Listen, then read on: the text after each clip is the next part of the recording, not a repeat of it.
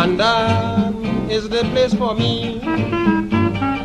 London, this lovely city. Okay then, people, we're back again.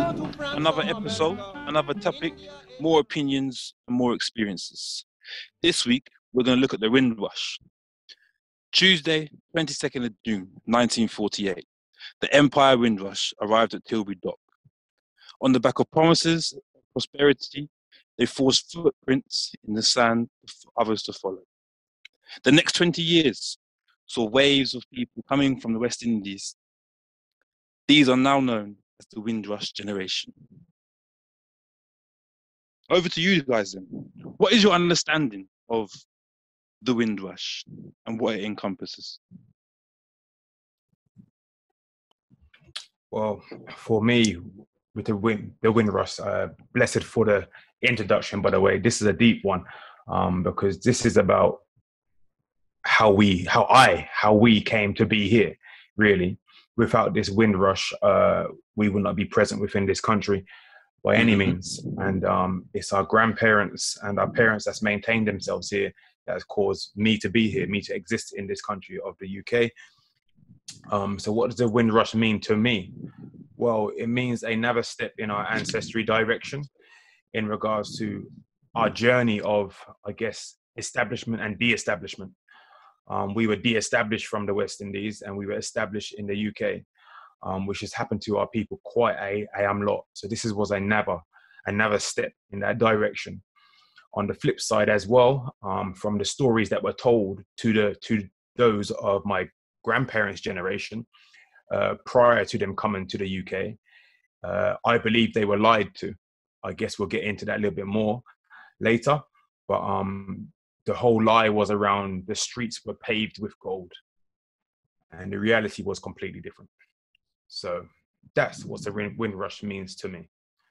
Okay, I hear that. There's some profound stuff in there, and as I hear, you've alluded to quite a few things that I want to kind of pick out from all you guys around this subject. Yeah, anyone else? Well, from my understanding of what the Windrush is I believe it was after the Second World War. The British government and the Empire invited people from their Commonwealth country, most specifically the Caribbean, to come over and work to help rebuild after the Second World War. And as Kay said earlier, there were promises and a lifestyle that they were fed to entice them to come over. Personally, I think, yeah, like Kay said, it was a lot of lies, but like you said, we'll get to that later. But I believe they done this, and they were, because they were part of the Commonwealth, they were promised either residency or citizenship within the UK as part of them coming over here to help rebuild the country after the Second World War. Yeah. With regards to the Windrush, to me, my understanding is purely we are the byproducts right now. This podcast, the people listening to this podcast right now, this is a byproduct of the Windrush scheme, movement, generation. Windrush basically means to me, it's my existence, and I'm pretty sure it's everyone's existence here. I can't pay enough homage and enough gratitude to what that generation of people done and went through, endured, adapted,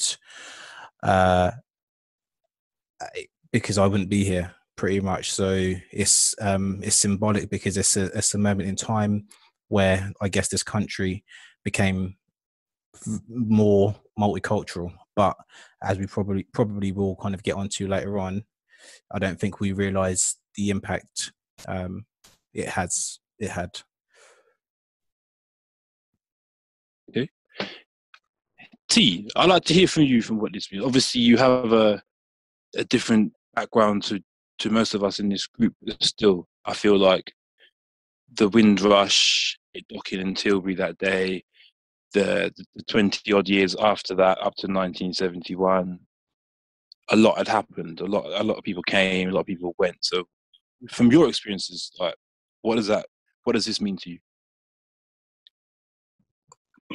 In all honesty, for me, I didn't have any knowledge of it at all Okay. until obviously I came over and started looking into the history. That's when I found out about Windrush. So Cool. I would say there would be a disconnect from the African descendant side because we were not privy to it like you guys were and how it affected you. And it was only last year I started to look into it more when I started hearing about the Windrush Generation, the Home Office trying to deport them back and stuff like that. So that's pretty much what I found out when I got to research. I didn't have any direct knowledge of it or experience, shall I say. Okay, cool. Yeah, I appreciate that. Thank you very much, T, for that. I'd like to hear your points of views on this. Yeah, but jumping on the back of what everybody's said, the Windrush means similarly, that group of people that came over 1948, and without them we wouldn't be here. Well, I wouldn't be here, and I think it's about encompassing their experiences as well. But I'm sure we'll go into that later. Nice. Yeah, for me, it encompasses all of what's been said. As Kay alluded to, like, and M, we owe so much gratitude to those that paved the way for us to be here. Like, we are the Windrush Generation. And as we go through this podcast, you'll see, from my personal experiences, that got stuck in my face to where beforehand it wasn't that apparent. If I look back at things and reflect, yeah, it was really apparent that I am part of this Windrush Generation. Right, moving forwards. Thank you for your answers on that, guys. It's insightful. I would like to add a little something to that as well. No, please jump in. Any man jump in. Kind of holding back a bit on these cats out here. For me, it brought up a lot of questions too, especially when I look into, when you hear things when you grow up, but you don't really understand what it was like for them and then you don't understand the history of this repeated behavior by, I guess, the British colonies are the best way to put it. Understand this. The Windrush, what it meant to me when I was younger, is different to what it means to me now. What it means to me now is that your country, the UK, and America, and Spain and France, took part in the transatlantic slave trade, which is the biggest slave trade across the world ever known. The same people... I laugh because I'm in more disgust than anything else, really. You take a people from a land, I believe predominantly west coast of Africa, which is where we were taken from. Doesn't necessarily mean that we're from there, but that's where we are taken from. And then we're scattered amongst the Caribbean islands, amongst the UK, amongst America and other places amongst the world, to toil the land, to build, to construct an empire. It's literally what we built with our hands, with our blood. Because you have to understand, the Windrush Generation were the straight descendants from the slavery. So you have to remember now, you were taken from the west coast of Africa, where we were before then, we don't know. We were taken to the Caribbean islands, which we now hold flags for, but really we were never from there, but we made it our home. So we're already a lost people there. And then we were then enticed by lies, saying that the streets were paved with gold and etc. And you can make a living here and then send money back and all that stuff. Then you were taken from here to England. Now, because they want to go to war. So the same people that you already stole from a previous place, you've then taken and uprooted from their own place. You will say by will, or they've done it by their own volition. But they were taken under the promise of getting finance and money because the country you left them in after slavery was desolate. So it's almost like you then become the same people who thank and appreciate what the same person who ruined your ancestral lineage, you're now thanking them for trying to help you out later. Whereas the mindset needs to be changed here, which is Windrush stuff. We need to be thanked for what we have done. The Windrush generation came to build your country. Why? Because you didn't want to. You didn't want to. So you took the ancestors of slaves who you made slaves to entice them to come to England to build up your country after you go to war. The mindset there is crazy. It's crazy to me, but it's what happened. It goes to it touches on the psychology of our people and how up and down it must have been, as you said, taken from one place to another, settled, then invited to rebuild a country that had just come out of a war. So obviously, we understand. Obviously, the Second World War was several years or a couple of years before the first ship came over. But just listen, the words that are used, that I see time and time again over media outlets and research documents and historians, is to rebuild Britain. Yeah, to rebuild Britain. So just imagine, guys. So maybe for our listeners that are not of color, just imagine living in a land of, obviously, the weather's a lot better. It's warmth. You've got different scenery and stuff like that. Just imagine that you've started to settle yourself in terms as a people, as Kay alluded to, that they would have been direct descendants of people that were in slavery. So just imagine psychologically that you're trying to rebuild yourself as a people, and then you're given you've been enticed to say, actually, no, we've got something better for you over here. It's just like right now, like for anyone that works in like a office environment, but I don't know, maybe in IT or insurance, anything like this. Imagine someone sent you an offer to work over in, I don't know, Dubai as an example. You're going to have all this, you're going to have this, that. It's going to be good, it's going to be fine. And just imagine you going over there and then you having to rebuild yourself because of the persecution and the oppression that you are about to suffer, even though on the tin it says these are the things you're going to get. But in stark reality, look at what these people, these direct descendants or this Windrush generation, look at what they received when they came over here. It wasn't, if you were to ask anyone, and I really hope that someone from that generation, like specifically, like who maybe came over or parents came over, is to kind of let us know. I'd love to kind of hear your thoughts, because they came over and then they suffered bad treatment, racism, isolation. That's not what they would have expected. When you see the pictures, you see the imagery, like waving on a ship. It's like when I watch it, even when I watch these images, it seems like a movie. They're all happy, they're joyous. They think, you know what, we've made it. Like we're doing better for our families, which they did. Let's not get that twisted. They did do better for their families, and this is why I have to pay homage.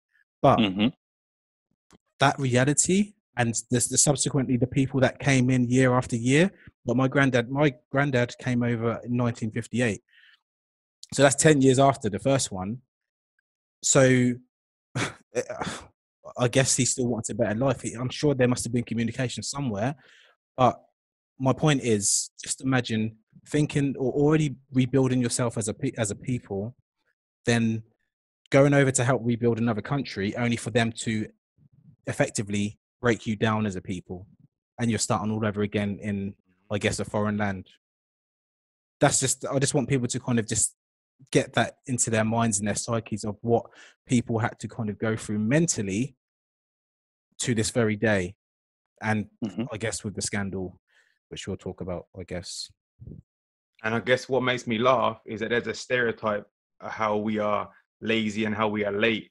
Listen, by history alone, Black people are the hardest workers, by history alone. Correct me if I'm wrong. Come with the evidence. Yeah, we worked for free for centuries, and we built your empire, and we get no thanks for it. I hear that. Same again, like you say, like my granddad came here similar year to your grandfather, and back then, like it was from hearing their stories. If you didn't come on that first kind of wave, I suppose you had to have a sponsor. I think it was called. So someone sent for you, basically. So my granddad had his cousin over here. So he sent for my granddad. He received my granddad. So my granddad landed in London 1961, I do believe. 1961. Massive culture shock.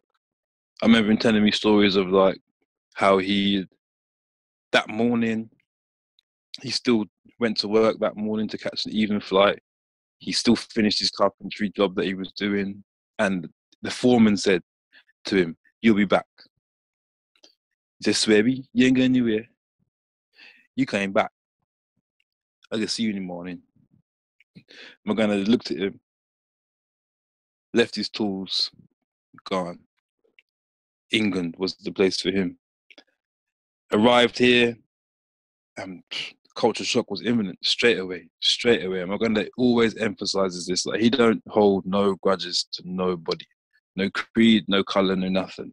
Yeah, he speaks explicitly of his treatment that when he got here, the jobs that he couldn't get, or the jobs that he did get, but the next man was getting the money that he was meant to be paid for, but my granddad wasn't getting paid that money, but yet still doing the same job.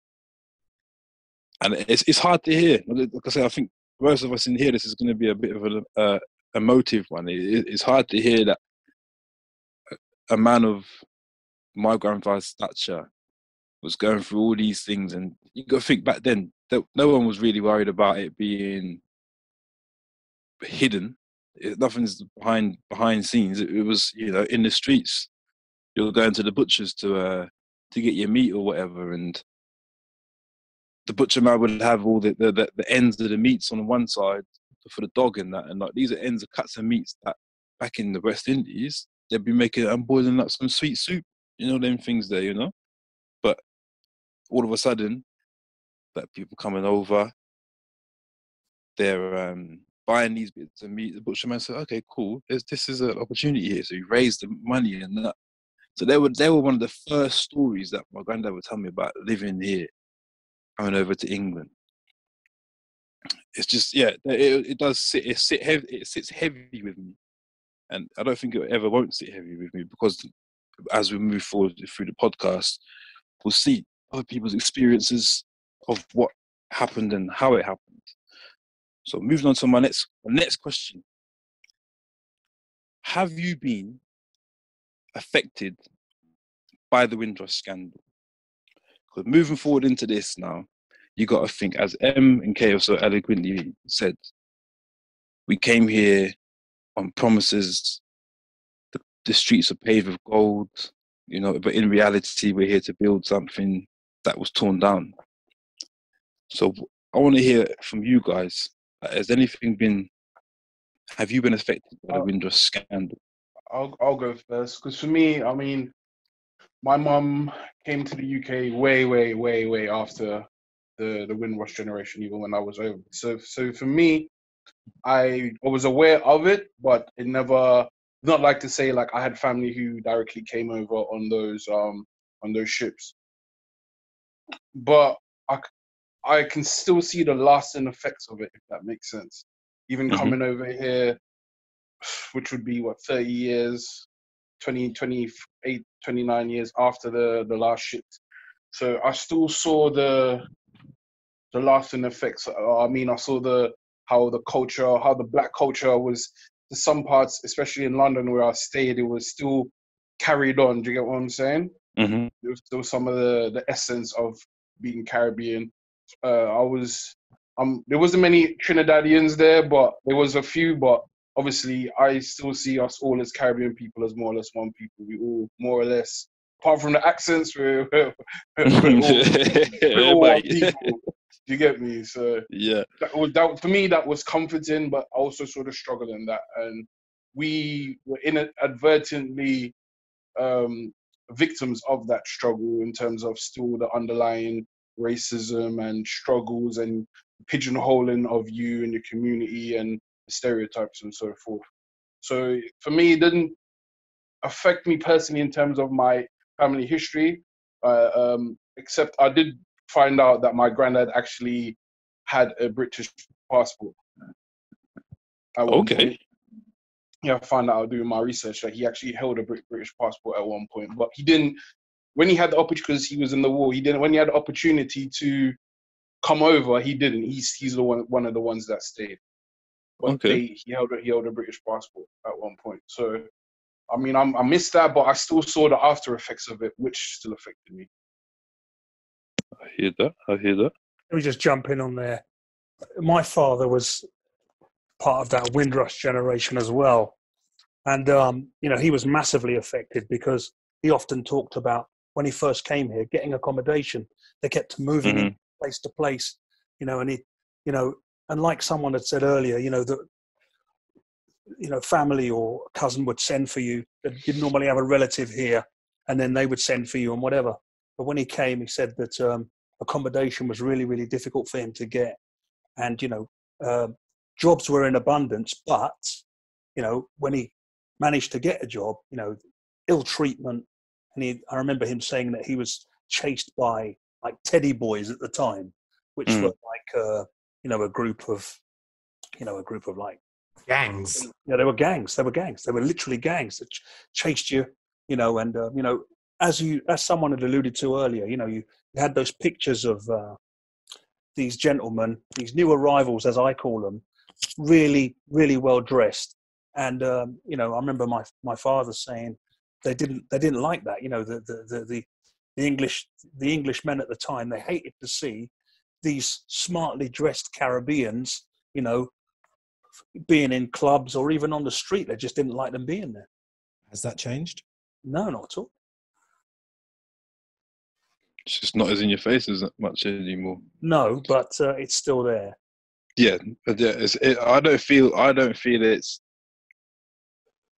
any. I can't speak for my grandparents. I suppose I that would be doing them an injustice. I didn't experience what they experienced. I can only speak for what it is now.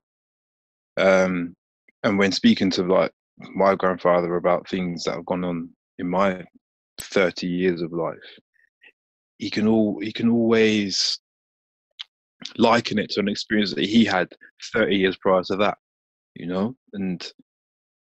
and with such, I don't know if efficiency is the right word, but the passion and also the pain in him telling me these stories. Now, know my granddad, know that he's been here 50 odd years, if not no longer than that. No, whoa, this massive disrespect to my granddad.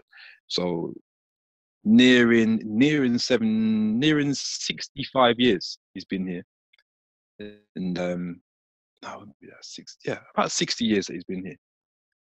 And for him to be able to recite incidences that have happened, not all negative. Now let me get just because I don't want it to go down a whole route of this happened to him and that happened to him, because it's not all negative. Because he'll have me there in like fits of laughter, crying about things that have happened to him over the years. But yeah, it's like I said, it's going to be an emotive one, but it's one that I'm willing to explore with you guys. Just touching back on. No, please, anyone jump in when you can. Just touching back on what I said about kind of maybe this is a sore spot for me, but he mentioned about like the gentleman being on the boats, or coming off the boats and smartly dressed. And I always remember like in my granddad's bedroom, my granddad from Jamaica, seeing all this array of like fedora hats or those type of hats. And just looking at like some of the pictures from like our grandparents and that, like they were dressed slick. They was dressed sharp, man. Honest, and I love that. Like they're always all the pictures, like those type of pictures when they've got one foot on a chair and it's like they would have got the parting in their hair and trust me. But this is my point. Like I mentioned about like the teddy boys and those type of people, or maybe just the communities that they came in didn't like that they were smartly dressed, or like if they were in clubs and stuff like that.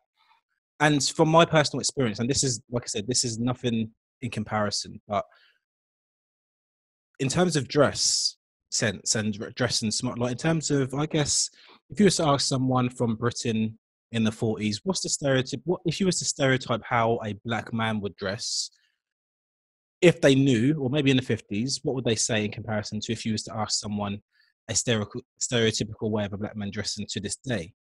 I say that to say this, like my personal experiences, I get more negative / awkward vibes. I always have, especially whether it be through work or just kind of social or leisure. I've always had more kind of negative, and I say vibes because that's just my feelings. So I can't say, oh, this is an actual fact, because I'm sure there's like the fact police out there. But I've had more looks or awkward stares, or even a sense of uncomfortability when I am to dress, when I've dressed smartly, or if I've been in a suit, or if I've dressed in a certain way. And in comparison to maybe wearing tracksuit bottoms or hoodies, like, so maybe that's an expectancy. So maybe there's a shock factor when I do dress like that or whatever. But it's weird that people get uncomfortable by people dressing smart, don't you think? Or just dressing in a way that is just crisp or slick. So that just triggered me, because I mentioned about like the people not being comfortable with it, but I've experienced remnants of that myself. Even working in an environment where everyone is wearing suits, there's just a different look when I'm like it's not expected that I can dress like that, or I should. I don't know if anyone else has had any experiences like that, but I've had similar experiences.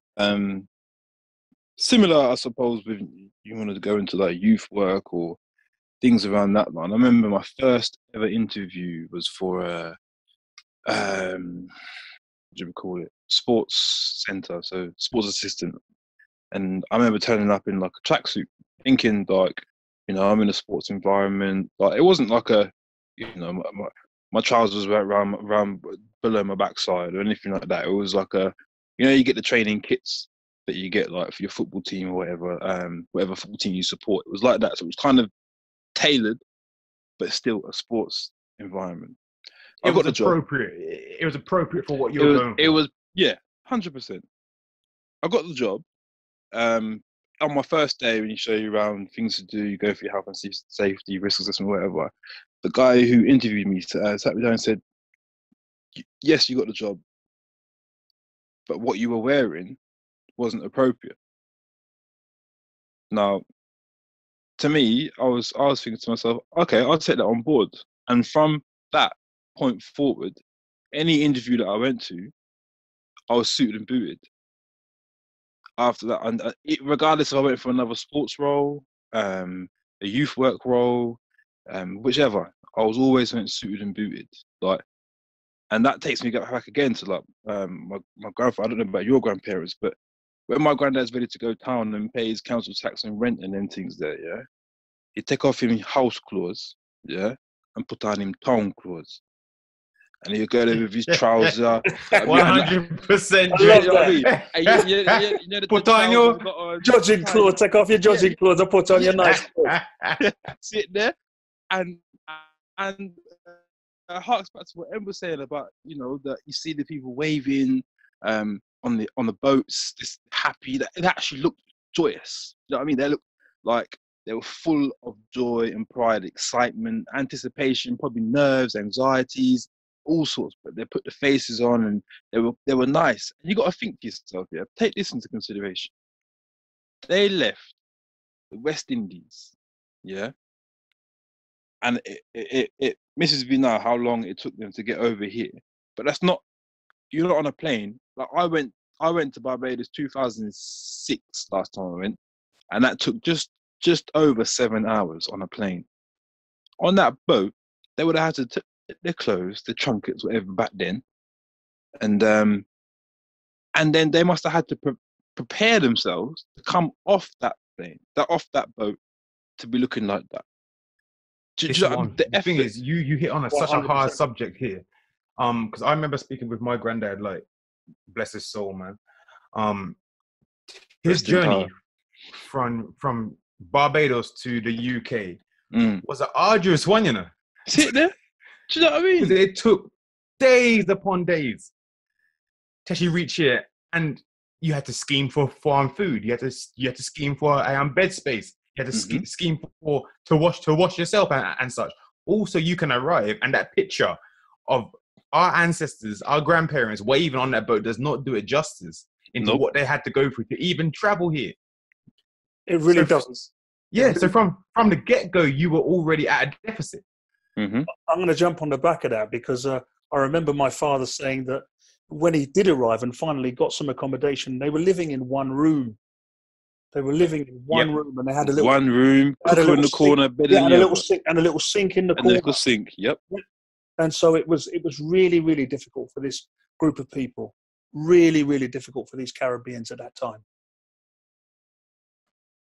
Yeah, Mm-hmm. definitely. But just going back to the question that you asked, have I been affected by this scandal personally in terms of my relations from the people that I know? No, I haven't been affected from a personal level, but on a more communicative level and a widespread level, and also just doing research in terms of how bad the scandal is. Like when something's called a scandal, boy, I don't even know if a scandal is the right word. It's the right word. I mean, atrocity.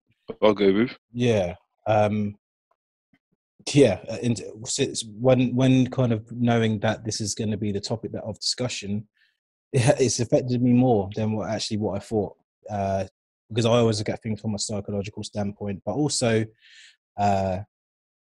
the what's the word? The intricacies of how this became a scandal, and when you kind of delve deeper, it's one it's not a surprise, but two, it just proves why we as men see ourselves as being one step away. And it starts really, truly, it starts from when our parents came over. From a political standpoint, it's crazy. It's crazy the fact that we're on this podcast right now. Like the scandal is deeper than what people think. But yeah. Okay. That's heavy, that's hard hitting, and that brings up so many different things. Boy, wow, where do you start? Okay, how's it impacted me? I'll be very specific. I won't I won't branch off because I'm very good at that, because one thing always leads to the next in my aspect. But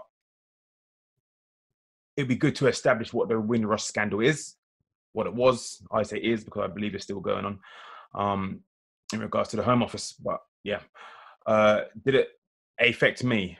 My answer is yes. And how so is that? Grandparents under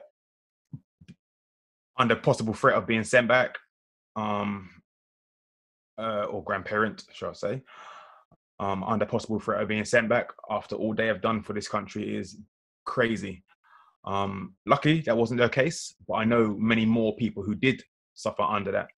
Now, what I will say is that even though it didn't directly affect my immediate family in regards to implementation, not under threat, because they were all under threat, but in regards to implementation, it didn't actually personally impact me. However, I don't even see that as a stopping point to stop me saying it's personally. It was personal for me because I saw my people. I'm very much about nationhood, and I saw my people being seen as trash, being seen as disposable, and hearing about this on the news as if you're not even human. And it reminded me of a time, of a current situation in America, where it's still in their constitution where a black person is classed as 2/5 of a human, or is it 3/5 of a human? I think it's 3/5, which is still in their constitution to this day. It hasn't been rewritten, it hasn't been taken out, and still applies. If it didn't apply, then it means the constitution doesn't apply. So work that one out. So this whole Windrush scandal made me. It reminded me that we are seen as less than human, and that at any moment when we're done with you working, look, like black people, we called you over here to build their country. Oh, okay, why are you still here? That's the sort of message that I got out of it. And okay, you don't want to leave now because you got too uncomfortable, and we're going to make it difficult for you to stay. And I think that was the part. I don't stop me if I'm going a little bit too deep into it now, but I think that was part of the policy. I believe the Home Office policy was called the Home Office Hostile Environment Policy. Hear that? Boom. Boom. I'm glad you pointed that. I'm glad you pointed that. It was that. It was that. Now, if something's called the Home Office hostile environment policy, what's the word hostile mean? Uncomfortable. Oh yeah. No. Uncomfortable means you're uncomfortable. Means you're just shaking in your chair. You're trying to get the right spot. Hostile. Violent. It's an aggressive policy. It's an aggressive. Thank you very much. There has to be violence involved. There has to be a aggression. It is a. Oh boy, It's a pernicious policy as well. A Thank pernicious. you very much. Thank you very much. And that's what that it has impacted me, because this is a political aggressive move made amongst my people who are asked to come here to work and build your country, and now your country's built and all nice. You want to now have it without us present. Mm-hmm. I think what you're referring to is there's Theresa May, 2012. Yes, I didn't want to go into it, but Exactly right. Yes. Okay, Yeah, I'm there. you want to go that way? Yeah. Okay. I'm there. Okay. I'm going there. I'm going there. Theresa May, 2012, stated that she wanted to create a hostile environment for illegal immigrants. Sorry, say that again, please. Break it down nice and slow. Let the people hear what their See it lovely there? Prime Minister said. So She in was Home 2012, so I believe she was Home at Secretary. the time, yeah, She was Home Secretary, At the time, yeah. she was Home Secretary. So in Mhm. 2012, so she had overseen over immigration policy and things like that. In 2012, she was stated that she wanted to create a hostile environment for illegal immigrants. Now, me reading this, That sounds like warfare. Exactly. So now that not only now is there a Home Office who do or were or are given targets like we're cattle to meet. Mhm. Not only Can we them, just- not yeah. Can Go we on. just dissect something quickly? What Yeah, is yeah. an illegal immigrant? There we go. What does that word actually mean? What is an illegal immigrant? Now, to my understanding, yeah, if you're an illegal immigrant, you've entered the country illegally. So you No, have, under no invite, you've took it upon yourself to make this treacherous journey for whatever reasons, whether that be you're running from war, you're scared for your life, you're in danger in your country, whichever, yeah, or that's where you become an asylum seeker, I suppose. But Yeah. you've made that choice to come over to a different country, gain entry illegally, and then try to settle. I suppose you're deemed as an illegal immigrant because you've immigrated from one country to another. and just to clarify on top of that, that's also those who are not seeking asylum. Silent. So if you're seeking asylum, you are allowed You're an to take asylum refuge. seeker, yeah. So let's apply context to Windrush. So people, there is no context. No. Legal. I'm applying context to our discussion. So okay. so our people were invited to this country. They didn't come over because they were trying to kind of get away from something. They were invited to help rebuild the country. They were given, as we've said before, they were given promises of where they can settle, how this country can become their home. However, was it up until 1970? Anyone that came between 1948 and was it 1973? There's people that weren't given passports. Yes, 1973. Yep. So that's why I asked that question, because I think a lot of people are confused between the two. Yeah. So that's what I wanted to make sure that we make it clear what an illegal immigrant is, exactly, as opposed to someone actually getting an invite. Yep. I'm happy for that. I'm happy for that clarification, because I think it's needed. Obviously, we're passionate people, and this has affected us in different ways. So that we can forget certain things. We can forget sometimes that there's listeners, because we are having a conversation and we're so comfortable with ourselves that we can do that. So I welcome that 100%. I welcome that. And the thing is, what actually occurred as well is that how that policy was used, and this is the whole illegalities of it. It breached so many, like the Immigration Act. It breached that massively. It breached it breached the Home Office powers. it breached the human rights. It breached so many different sorts of rights, and that it's ridiculous. The policy also didn't just target the Windrush generation. It targeted those who were homeless citizens. So those who are homeless were being picked up. Have you got any idea in that? Oh no, because I'm homeless. Well, yeah, we're gonna class you as a illegal immigrant now. Wow, I didn't know that. There we go. Yeah, it harks back to the it's a blanket approach that they used. Yep, and it also impacted landlords too. Landlords had to then get proof, immigration checks, that their residents had certain IDs. The NHS were included in that. Charities were. Yep. Yeah. This was picked up in government. This was picked up in government. During the coalition. During the coalition under Tory and Lib Dems, a cabinet committee was formed. This is 2013, formed called MATABs, Migrant Access to Benefits and Public Services. What you just alluded to there, Rick Pickles, the then Communities and Local Government Minister at the time, recalled talking to Cameron, the Prime Minister at the time, that going with these new laws that you want to bring in, you're gonna create problems i.e. for landlords. So for that private landlord people, they have to carry out immigration checks on their tenants, and that was then further backed up by a special advisor to Nick Clegg, who would have been the Deputy Prime Minister at the time under the coalition, Polly Mackenzie. She recalls a time that when Cameron was, shall we say, he showed discontent to the cabinet because what he deemed as sanctimony over the laws that he's trying to bring in, rather than looking at them as actual realistic concerns, whereby people are actually, like you said, they're being taken up from the streets. They're receiving letters, i.e. me, receiving letters through your door, opening those letters and finding out questions about, oh, you can't work.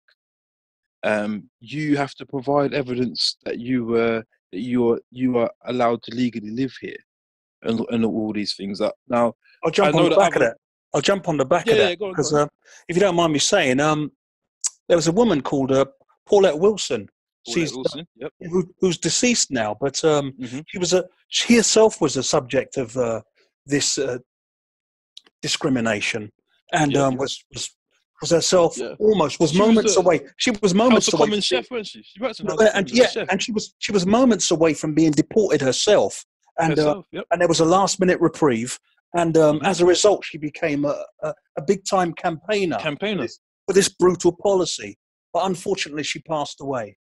Yeah, earlier this year, I think around June time. And to add to that, there's I believe there was a BBC documentary called Sitting in Limbo. Sitting in Limbo, yeah. And the chap was Anthony Bryan, and it was about him.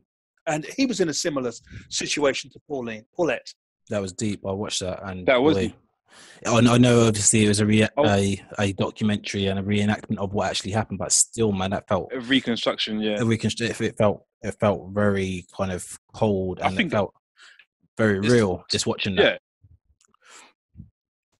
But yeah, I was talking about the Sitting in Limbo, and how that resonated. Obviously, just said already that resonated, and as I said it as well. But that resonated so deeply with me because everything from him being told about work, from him not being able to access benefits or anything like that, from him having to go to the Home Office, where our stories or our journeys differed is that he went into detention, I didn't go into detention. I had to. The irony in this is that I used to work with asylum seeker children for a good couple of years, and to the point where the Home Office in Croydon, Luna House, I think it's called. I knew staff members. I was there that often with the children I was working with to hear their cases in and out of court and in places there. I was on first name terms with quite a few staff members there. So fast forward that to another 2 years or so, I'm turning up with the same letters that I had for these asylum seeker children, that I was their appropriate adult, there to accompany them. Now I'm in their shoes. I'm in an interview room. I'm being asked questions. I'm having to provide evidence. Now that for me, like that for me rocks my world. It rocks my world. Yes, just for the listeners, could you just explain how you got into that situation? I think it kind of harks back to being younger. I think we all remember turning 16. Your national insurance number comes through your front door. Mine didn't. I didn't think much of it at the time, but mine didn't. I had to apply for mine. So that's when the differences started opening up for me, thinking like, well, what's going on here? Like, what's going on here, kind of thing.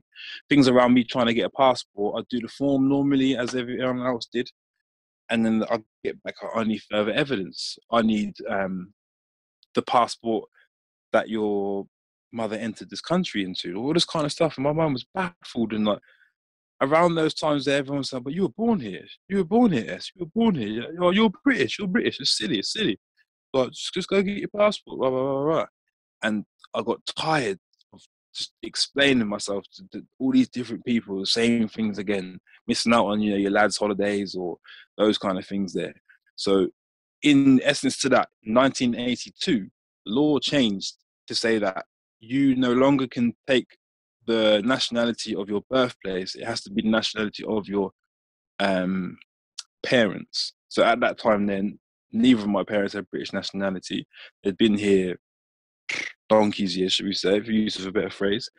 And I kind of just fell under that category, under that umbrella.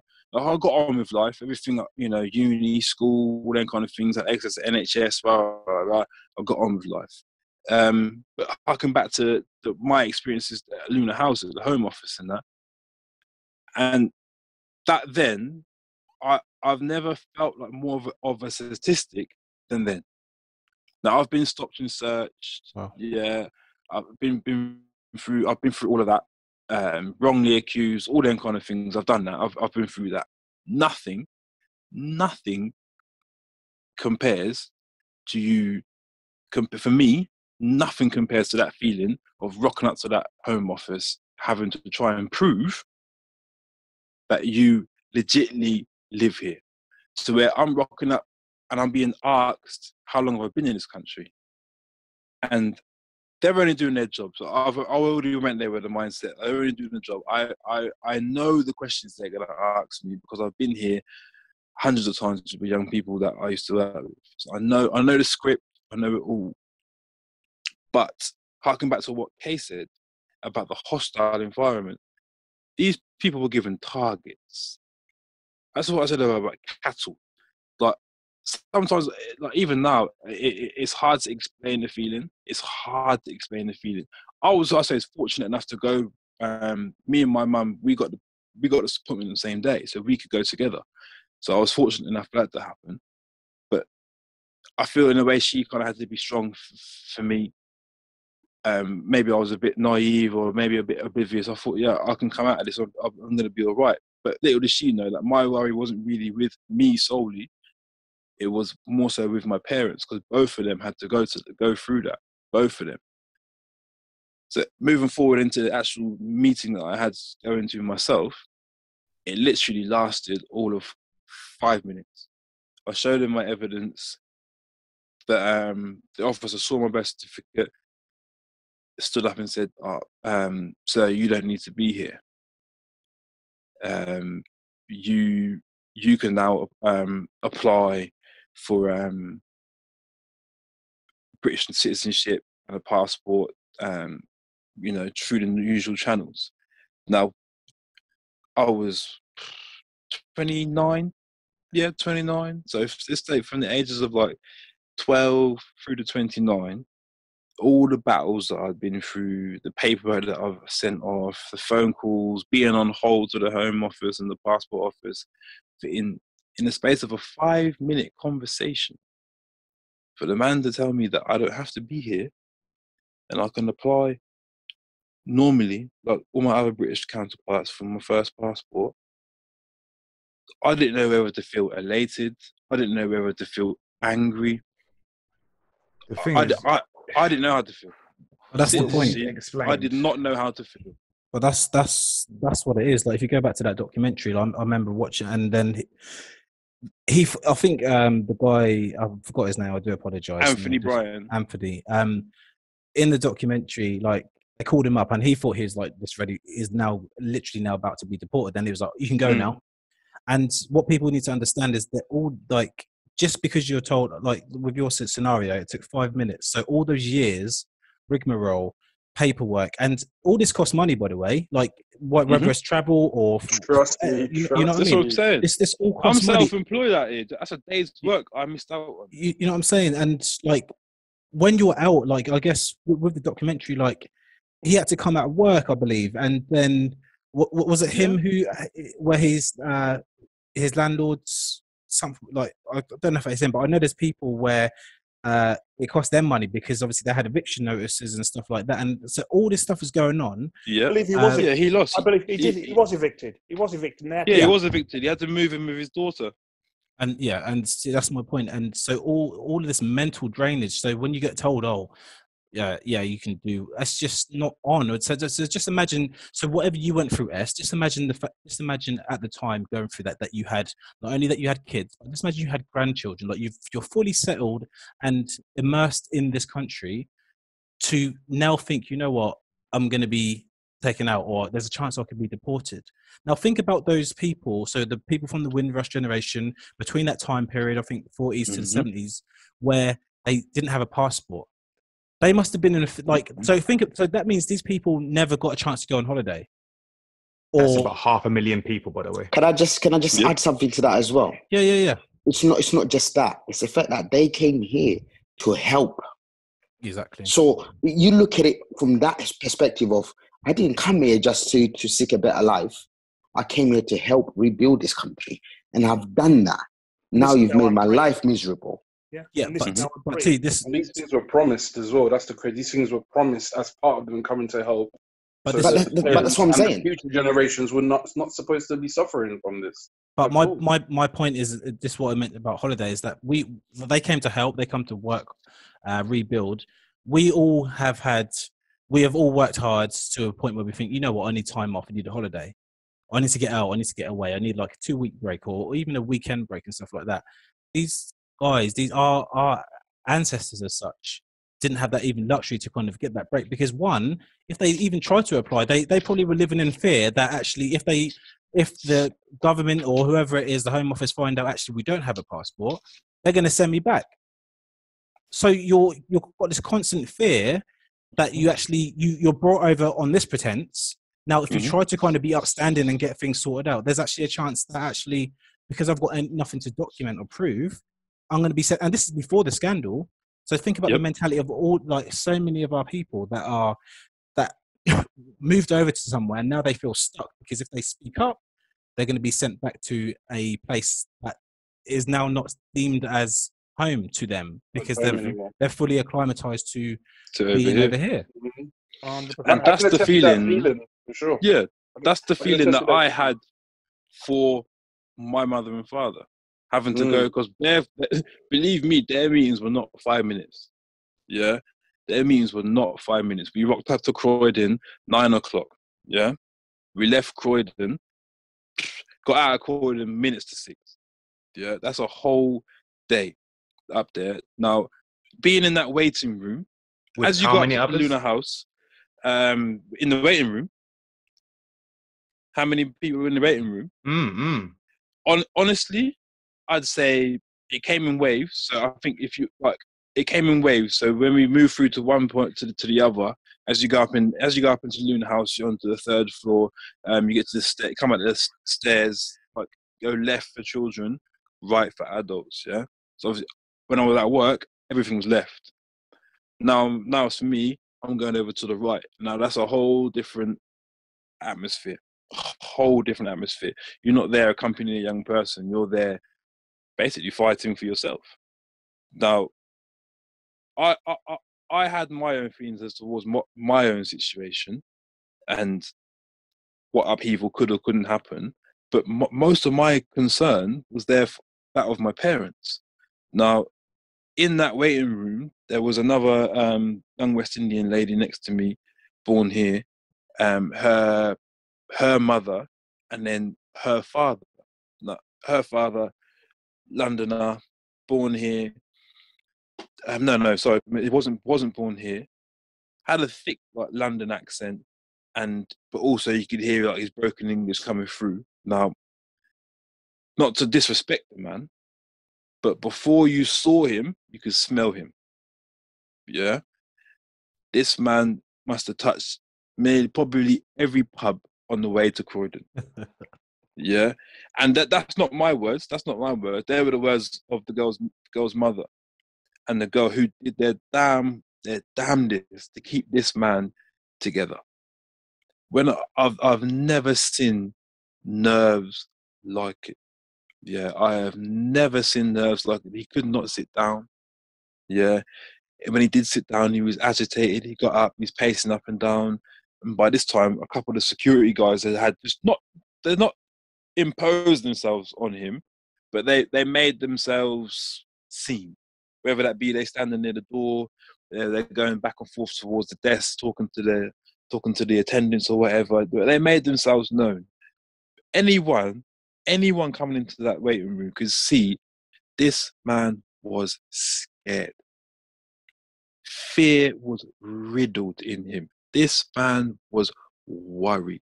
Yeah, his whole life probably harks back to the sitting in limbo and Anthony Bryan. His whole life was literally the other side of a desk with an attendee asking him questions. And the thing is, this speaks to that one step away from phrase so deeply, because that's the result of someone who knows that they're one step away from. And I was just about to say that. And your life is literally I've never seen anything so stark in under this topic in my life, and how frequently I was in that building, moving forward onto court hearings for young people in that. It's words miss me with that. Trust me, believe me when I say that. Yeah, your life is basically in someone else's hands. It's in someone else's hands, in a rubber stamp, Jed. Yeah, wow. In a rubber stamp. Because he could have been like the Anthony Bryan. He didn't know if he was leaving with his daughter and his wife. No. And because when you come out of that building, there's two ways out. There are two ways out. Yeah, and even the way out to so-called freedom and go back to the car park and drive home, it's still free. It's still, you feel like trepidation. You do feel trepidation. You're searched as you're going in. Everything goes through a scanner. You take off everything, put in a basin. It goes through a scanner. You come out the other end. It's the whole experience. Yeah, the whole. It was hard. It was hard. That additional anxiety that yourself and other people have to go through must be heartrending. Must be heartrending, and my heart. You've built a life here. I think that's what I struggle to comprehend. Like, I've built a life here. My parents have built a life here. Yeah, bearing in mind all this, my grandfather has a British passport. My father now has a British passport. My mother is now looking into getting her British passport, and mine subsequently has become a lot easier to get a British passport. So don't get twisted. When my British passport comes, nothing about me will feel British. Yeah, and it's just, you know what? Because that's what I've been. There's been no entitlement for me. It doesn't feel like there's been any type of entitlement for me. Not that I want the entitlement, but I was under the impression that I was allowed the same rights as my neighbour. That's the key word, S. That's the key word. You was under the impression. You mentioned that you along with your parents and your grandparents built a life here. That's the impression. But going back to what I said and going back to what T and K said about being one step away, let's just delve a little bit deeper in terms of. I think, as we've been speaking, I think the one step away mantra is probably hasn't been as strong in the podcast as what it is now. And I don't want us to get away from what you were speaking about earlier about the Home Secretary and Theresa May in terms of how this came up. Because remember, she was Home Secretary before she came to Prime Minister. And I looked into this because I thought, let me try and wire this together. So just everyone, listeners, think about what we say, what we mean, what we stand for when we say one step away. Now, the Home Secretary, some of their responsibilities, as just any Home Secretary over the course of British history, British parliamentary history, their responsibilities, they would have differed a little bit, but some of the key responsibilities that I looked up was they're responsible for, and just think, just listen to these carefully. Home Secretary or Home Office, Home Secretary, they're responsible for law enforcement. I'm going to say that one again. Law enforcement, national security, issues concerning immigration, obviously, oversight of the security service, and up until 2007, they were the Home Secretary, Home Office was responsible for prisons and probation. Right. So okay, so let's touch on that a little bit then. You made some strange comparisons there. The strange being that these are integral systems of a country that we know of. And it's funny because the history of these other derivatives, shall we call them, within the same body of the Home Office seems to have a same pattern of behavior towards certain members of their society. Take it as you see it, really. Are there problems in the police system? Are there problems in the prison system? Are there problems? I think we can get down to the answers of them. And then when we understand that they also deal with immigration, then is it a shock? Is this really a scandal or just a hand of play that's been caught out? I'm glad you mentioned that, because this is when I saw this. I thought, like, as soon as I saw like what the key responsibilities are for these people, like Home Secretaries, I was like, really? That's why our lives are always in the hands of other people. As a people. Now, like any place of work or any kind of industry, if what you need to maybe feel secure or to kind of feel like someone's got your back, or to feel like you've got a level playing field as a black man, as a black woman, you want representation. Like in any field of work, you want representation, because you feel like, okay, if I needed to speak to someone at work, and I'd probably feel more comfortable, someone that maybe understands what I'm going through, or maybe has like a link to me or can represent me in a way, even if it's celebrities and stuff like that. Now, there's been about 94 odd, I don't know the exact number, but there's been about 94 to 95, I'm not 100% sure, Home Secretaries since it's been recorded, 94. Only 2 of those Home Secretaries, that's an important role in a country, especially in a multicultural country. That's an important role. Only 2 of those 94 or 95 or 96 have been people of colour, but 0 of those 94 have been black people. So I say that to say this. If you've got people in charge, just like in any industry, any form of work, but this is like the key one. If you've got people in positions of power that are making decisions but can't relate or understand what's going on for that community or those people, you wonder why there's quote unquote scandals. I think the current Home Secretary is Priti Patel. For me, that says it all. But I'm not going to go into that at the moment. But this is my point. If you look at history, this is what I mean. This is when you kind of break it down, it's not really a surprise. It's not really a scandal if we were to really deep it. Because if you look at that, and you can see the pictures of the people over the course of history, if you can look up on any kind of history site or like British history site in terms of all the Home Secretaries over the course of history, the last 2 have been people of colour. But like I said, out of all the Home Secretaries in parliamentary history from way back when, 1800s, even before that, there's been no one that is black. That's interesting. You know what? It goes to Go ahead, T. So, okay. It goes to what you said, Kay, earlier about the constitution in America that thinks black people are 3/5. You know, when you actually transfer that, I know the constitution is not in the UK, but when you actually look at it and twist it to what we're saying, that's what this is saying to me. Because at the moment, we're promoting mental health, right? Mental being. Now, let's look at the strain this would have caused on people's mental health. Big time. Our people. You're talking loss of jobs, loss of housing, loss of family members. Now, imagine that. I would like to see how many suicides we had because of this. I would really, really like That's to deep. find out. Because no, let's look at it how it is. Let's see the ripple effect that this has caused. There was no regard about us. Like you said, it's about you went in there 5 minutes and said you don't need to be here. Was there even an apology? Nothing. Not, we're sorry, we made a mistake. Nothing. It's just simply, you don't need to be here, you can go.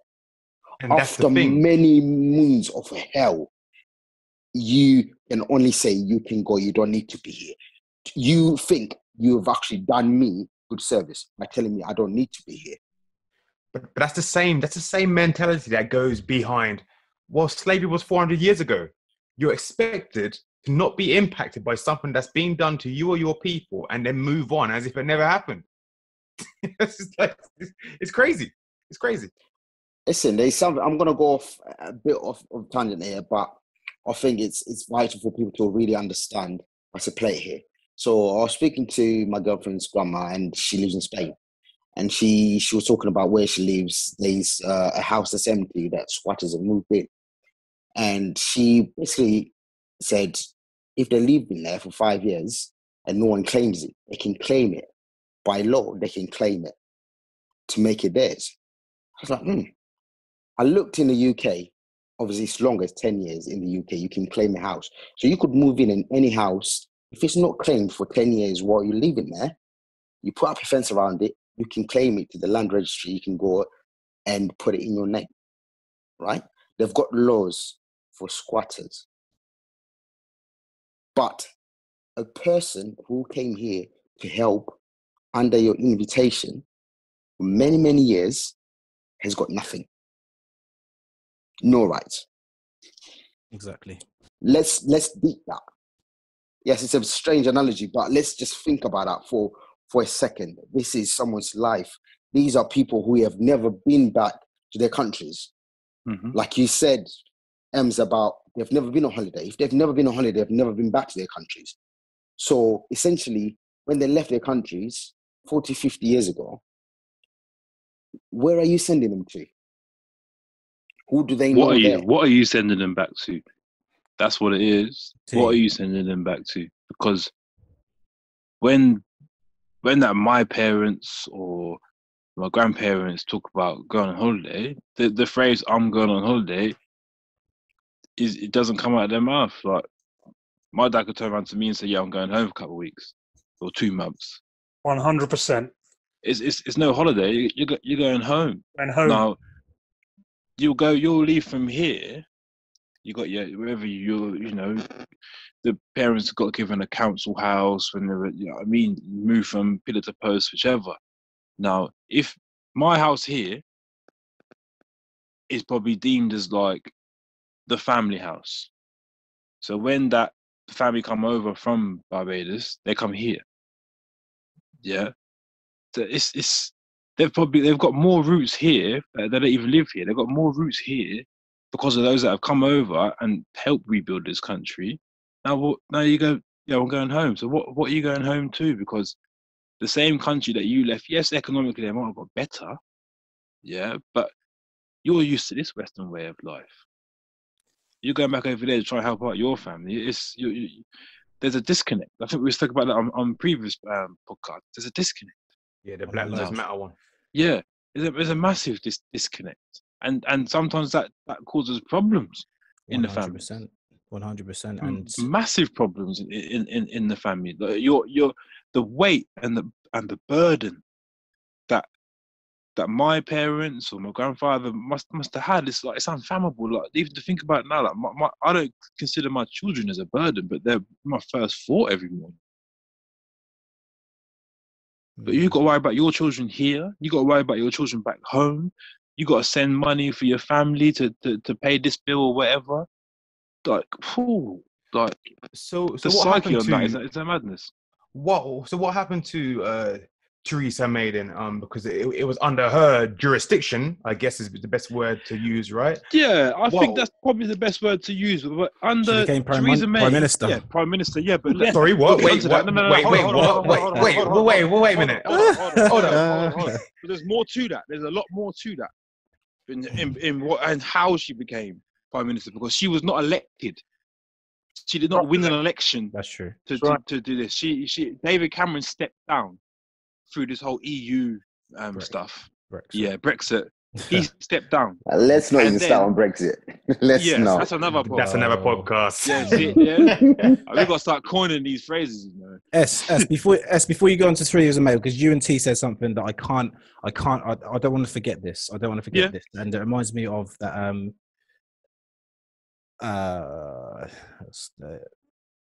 that guy, I can't remember his name actually. He was like a Labour MP, that black man, Labour MP. David Lammy.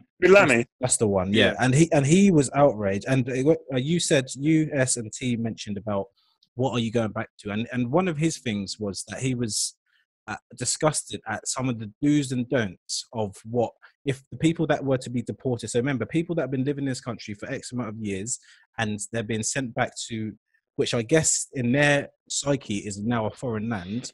Listen to this. These were some of the do's and don'ts. And some of them were like just which I'd expect to see in any kind of travel advice kind of website. But this is what the government actually stated to these people as advice, like the National Organization of Deported Migrants. So listen to some of these do's.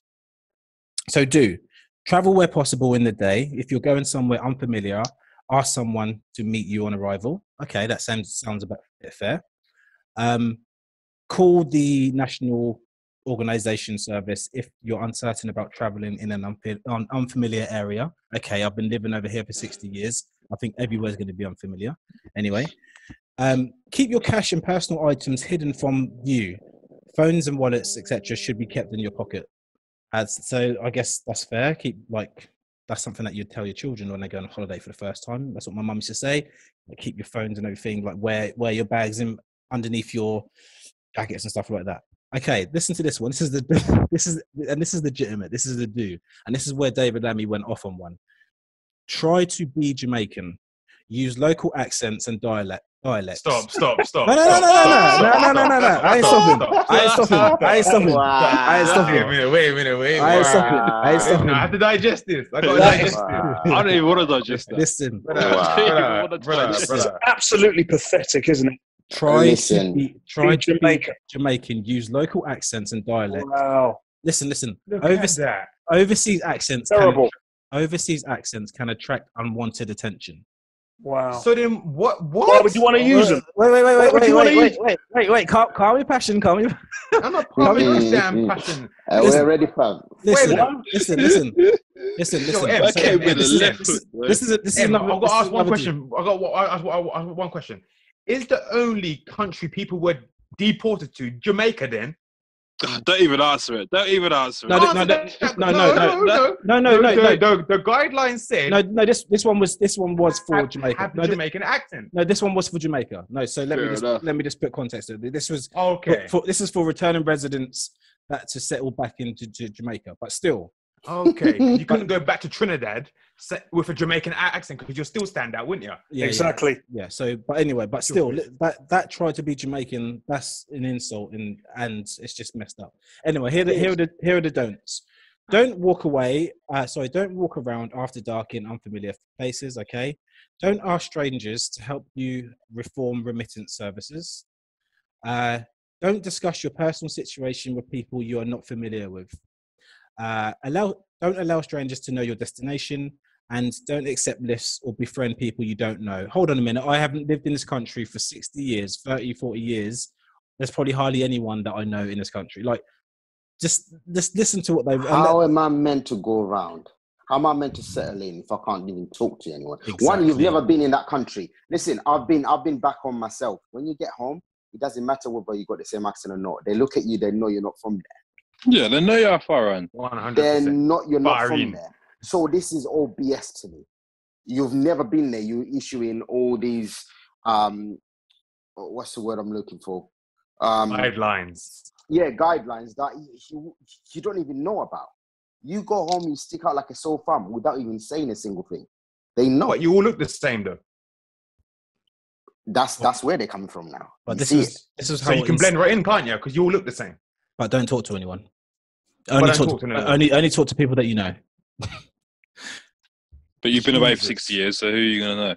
That's my point. And that's not dead. These were guidelines from the National Organization of Deported Migrants to help returning residents settle safely back into Jamaica. Now, if you're trying to, let's say this happened to any one of us, like whether it be Jamaica, Barbados, anywhere, like if you want to settle, you're going to have to communicate with people. Like if push came to shove where you actually are deported, and I don't want us to come across flippantly, because people did have to go through that and people were threatened with that. But I'm just trying to kind of simplify that experience for the listeners as well. Like, if you were in that situation, in order for you to settle, in order for you to find a destination or someone to ask, or if you were given a destination and you don't know where it is, what do you do? If you're in a foreign country, you ask for help, don't you? You maybe go to a taxi driver, or where can you, like, you're going to have to communicate. So by communicating, people are going to pick up on your accent. 100%. So what they wrote there, and like I said, why David Lammy went into, because it was just so insensitive. The fact that you're going through this, they're having to go through the scandal anyway, and now you want to give this little brochure or this little do's and don'ts, especially. Listen, this is more insensitive. Yeah. Let's be real. You're saying to me, oh, by the way, we're sending you back to your country. We know that it's not safe there, but what we'll do, give you guidelines. We can't keep you here. You can't stay anymore. But don't worry, because we care for you, we care for your well-being, we'll give you these guidelines for you to follow. But we're still sending you back. But we send you back illegally through racial discrimination. That's what the problem was with the scandal. You were targeted, not because you didn't meet the credentials, but because you were from a certain place. 100%. And therefore you were pushed out faster than anyone else who was legitimately illegal. You were just pushed out because they changed the guidelines in terms of what the criteria was needed for you to remain here. They changed guidelines to make a hostile environment. Mm-hmm.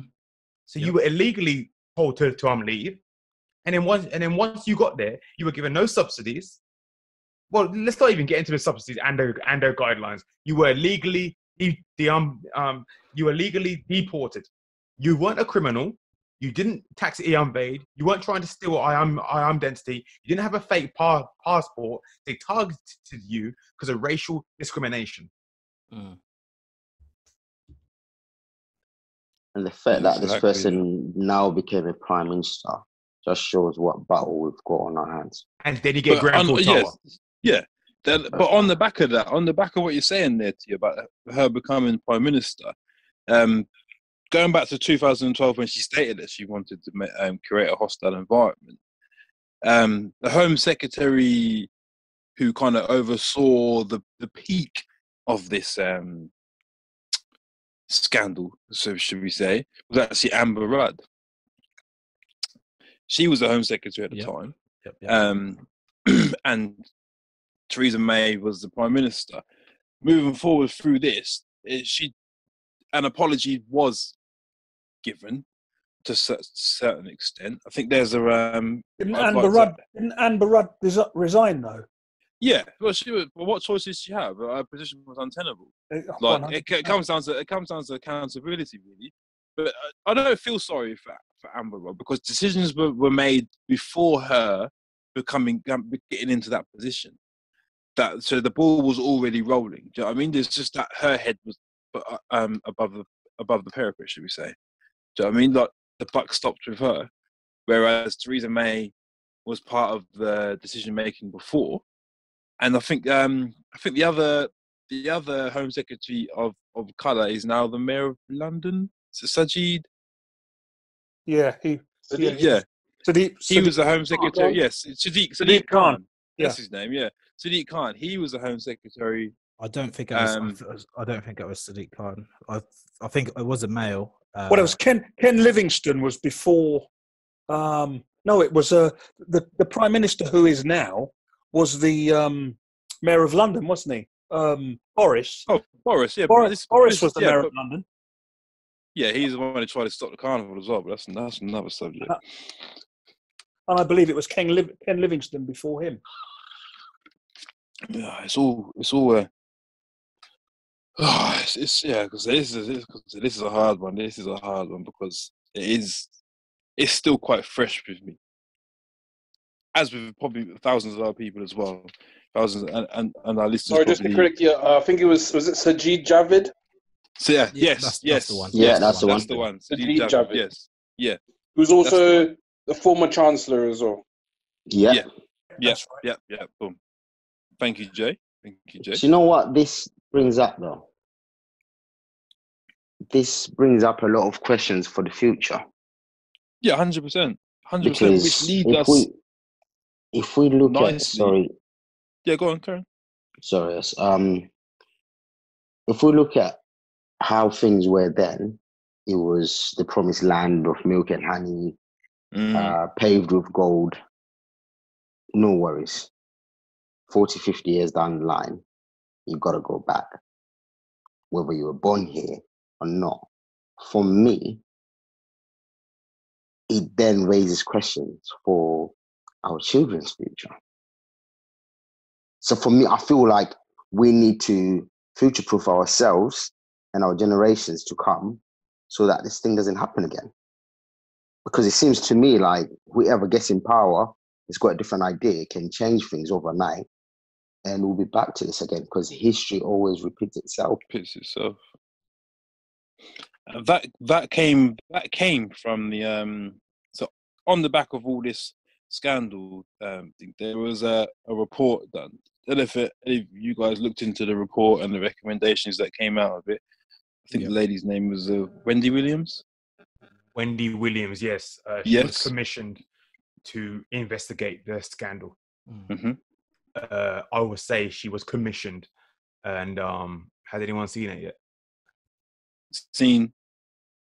Nope, I've not seen it. Wendy Williams was commissioned to investigate and develop a report about the Windrush scandal. I'm saying, has anyone seen it yet? No, I haven't seen it. Yeah. I've looked through. I wonder why. Recommendations. I looked through the recommendations of what came out of that, and it's laughable. Maybe is the wrong word, but they allude to things that have happened historically. It alludes to things that came out after the Stephen Lawrence murder. That questions were asked then, lessons were not learnt then, and future predictions were made, and through things around like this scandal with the Windrush, the predictions came true. Call it a prophecy, or if you want. Lessons needed to be learned years ago to prevent what's happening things like now. this happening now. Yeah, 100%. It is beyond me. So some of the stuff that came out of it. Like if you're reading the recommendations, like correct me if I'm wrong, but a lot of it sounds like hindsight's a beautiful thing, and these are logical things that as a human who practices, like just normal behavior, human behavior, not herding of animals and stockpiling cattle and then culling the cattle when you haven't got enough room or not enough feed or not enough fields for these people to live in or animals to live in. Like, it baffles me. Has anyone else in here looked at the recommendations of the report or seen the feedback from this? Other than the fallout, because we were meant to talk about moving on to like the fallout, but obviously that I feel like that's been amalgamated into what the last bits we've been talking about. Anyway, like I love the passion and everything that's coming with this. Mm-mm. The report is 276 pages long. Yeah. It's an extensive report, and I think in general it's written well. How do we measure these? I'm not worried about what you're trying to recommend and such. I want to know how you're going to measure these and who's going to be accountable and what's going to be the consequence if you don't follow by these recommendations. But these are exactly what they are called. They are called recommendations, which means you don't have to do them. Remember, this is a policy. This is a hostile environment policy, which means it's not a law. Which means it's a recommendation to a policy, which means they don't have to follow it. So it looks good that they got Wendy Wendy, hats off to you, man. That's what it is. That's what it is. Yeah, it's exactly what it is. This is what I see as lip service. Produce a document, the people will see that this has been thoroughly looked into, and people have been called out, and the departments have been called out. Well, this just sings to the same old situation in a different form. We've never been wanted, we've never been loved, we've never been liked. How the hell can you bring people? Go ahead, please. I was thinking, to carry on from that, the thing is that I think is really tragic is, okay, fair enough, we have the recommendations, but to accompany that, the government believe a simple apology would suffice and would make up for all the hurt and pain and psychological trauma and waste of funds and resources and people getting sent back to places that they have it's not their home. Do you get what I'm saying? And they think Theresa May could just come and say apologize to the prime ministers or the leaders of these countries that people were sent back to, not even apologize to the people themselves, which I think it attests to what you were saying, like we were never wanted, we are not valued, and it's like what happened is it just happened. So yeah, 100%. Get over it. We're gonna have recommendations, and that's it. 100%. It's just swept under the carpet. And going back to what you said, Kay, about where's the accountability? This is what accountability is in this country. If you make a mistake, well, everyone makes mistakes, but if you make something so just atrocious like what this was, this is not a mistake, by the way. This what I'm saying is, if when things like this happen, the accountability, there's no real accountability. What happens is that person resigns, and then they get a book deal.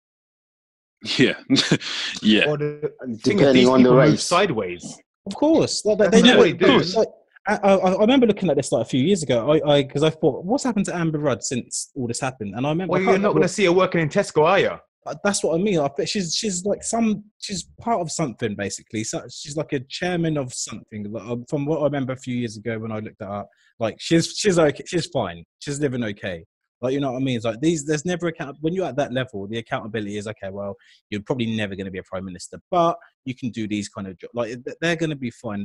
So it's all brushed under the carpet. But I want to delve deeper into this because this has had, like, from our grandparents and parents coming over, like the knock-on effect has stemmed through, well, since the 40s until this very day. What's the word that they call when they put people in certain places? Is it gentrification? Is that the right word? Or gentrification. To gentrify an area, yeah.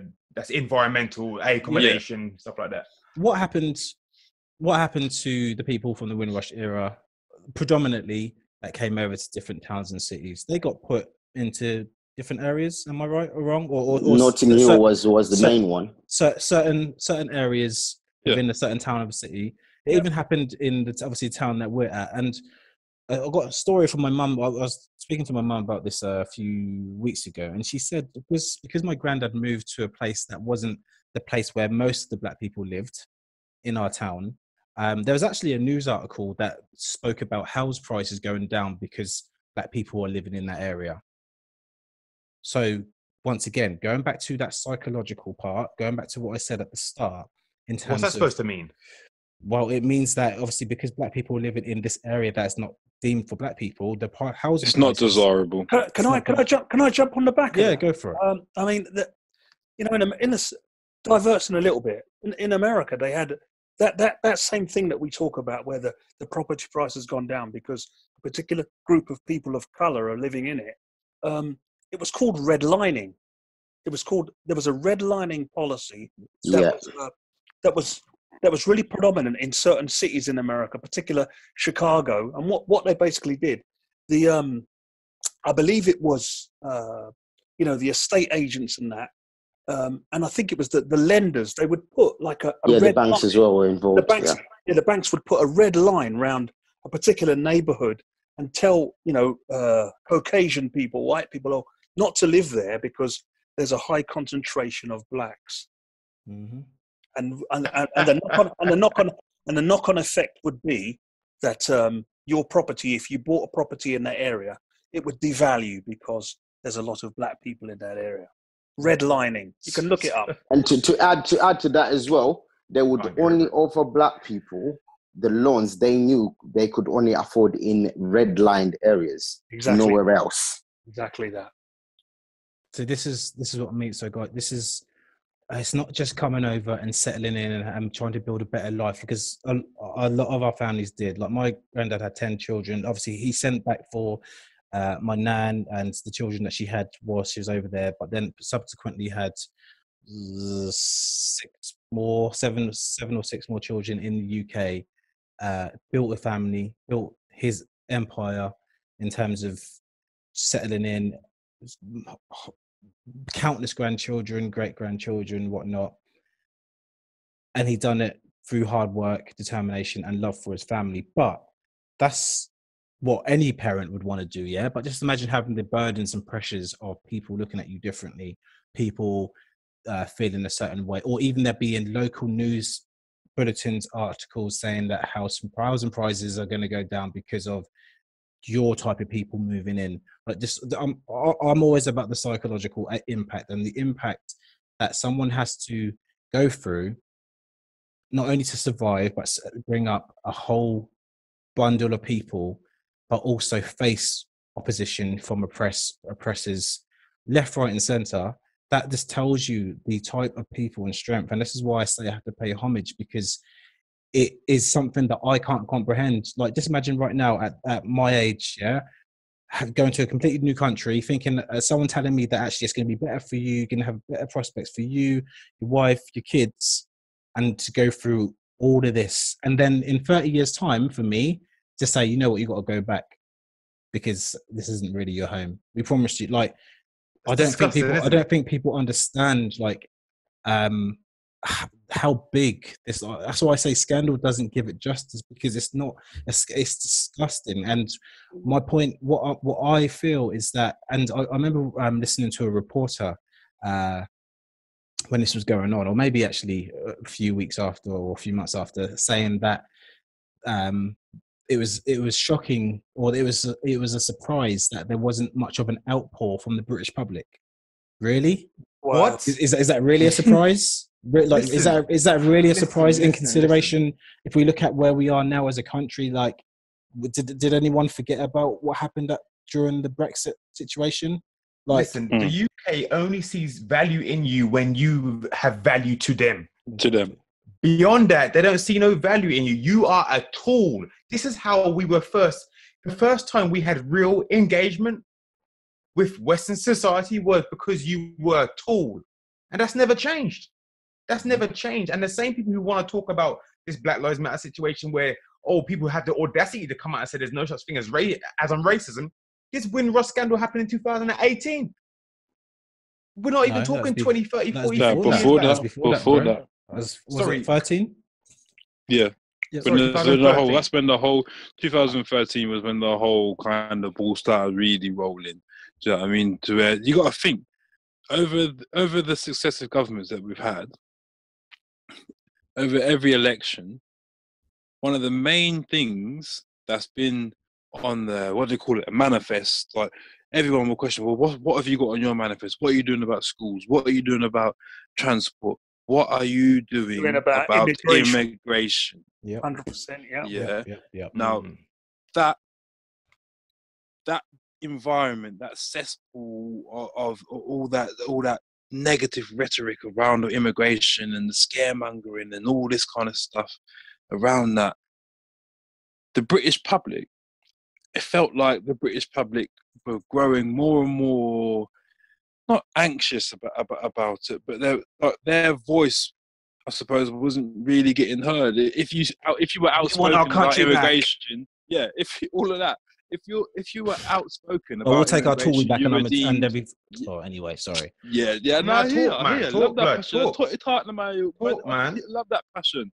So all Ah, that it's just- rhetoric that was going on, that they were speaking. There's a massive part of the population. Oh, that's a bit of a generalization, but there was a massive part of the population that voices who probably felt that their voices weren't being heard. Then what do you get? You get the rise of parties like UKIP. You get people like Nigel Farage on the fringes of society, moving through and being being thrusted into some kind of role. I speak for all the people that now used to be covert racists, but now they're covert racism within their own houses and they can't speak no more. So Nigel Farage appears. Nigel Farage arrives, who ultimately ended up to being a European MP and having his say on whichever way you want to look at Nigel Farage, whether he be brave, intelligent, stupid, or a bigot, whichever. That's down to the listeners and you guys to define. But that environment created the space for a party like UKIP to thrive. Do you know one thing that's common about this? It seems to me like every single person who's ever been involved in these atrocities about us has just wanted to make a name for themselves. Whether it's Theresa May, then becoming a prime minister, Nigel Farage becoming European MP, and all this is to make a name. Because where are they now? They've made their names. Living nice. And they're living nice. So living nice. They're making a name for themselves on our blood. Oh, that sounds familiar. Let's remember that. It really does.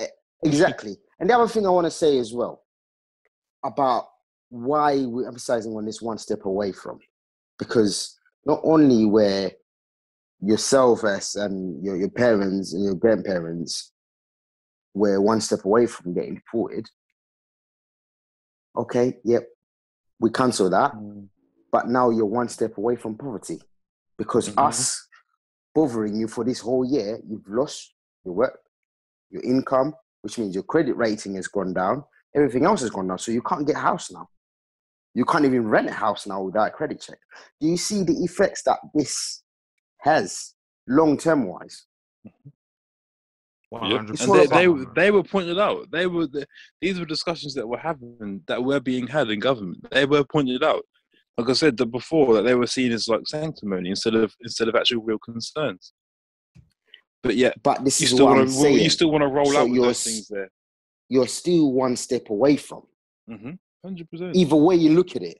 Okay, you gave me my phone saying, I can stay here. But guess what? I can't get a house here because you messed me about for a whole year. I lost my job. My credit rating went down. I can't even rent a house in the estate agents because they look at your credit rating, which has gone down because of your fault. My kids haven't got food on the table because of your fault.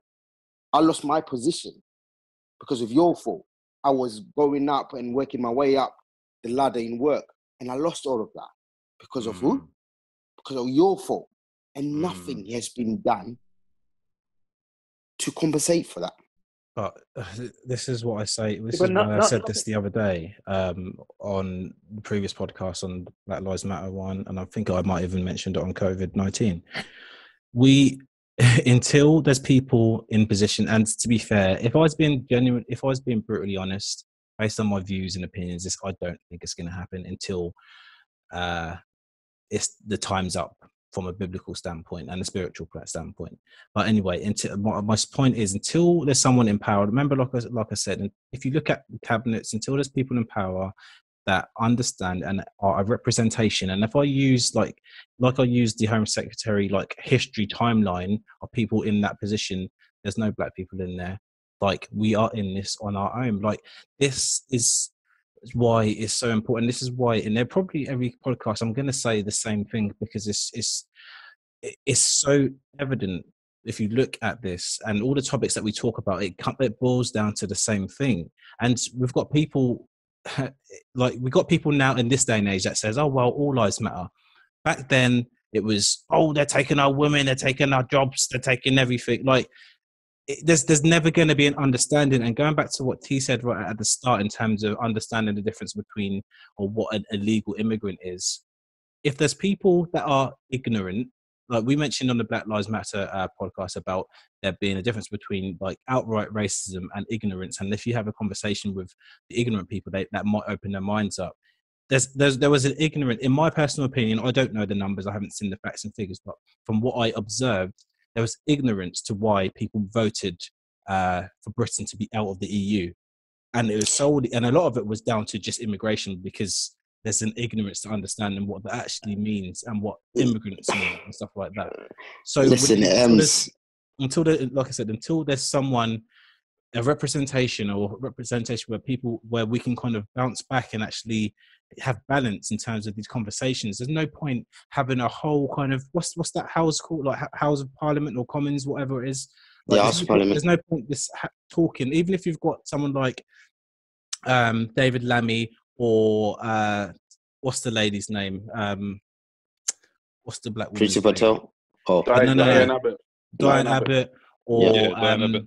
The other lady who spoke very eloquently like a couple of months ago. I forgot her name. There's no point being in a room full of people that can't relate to you.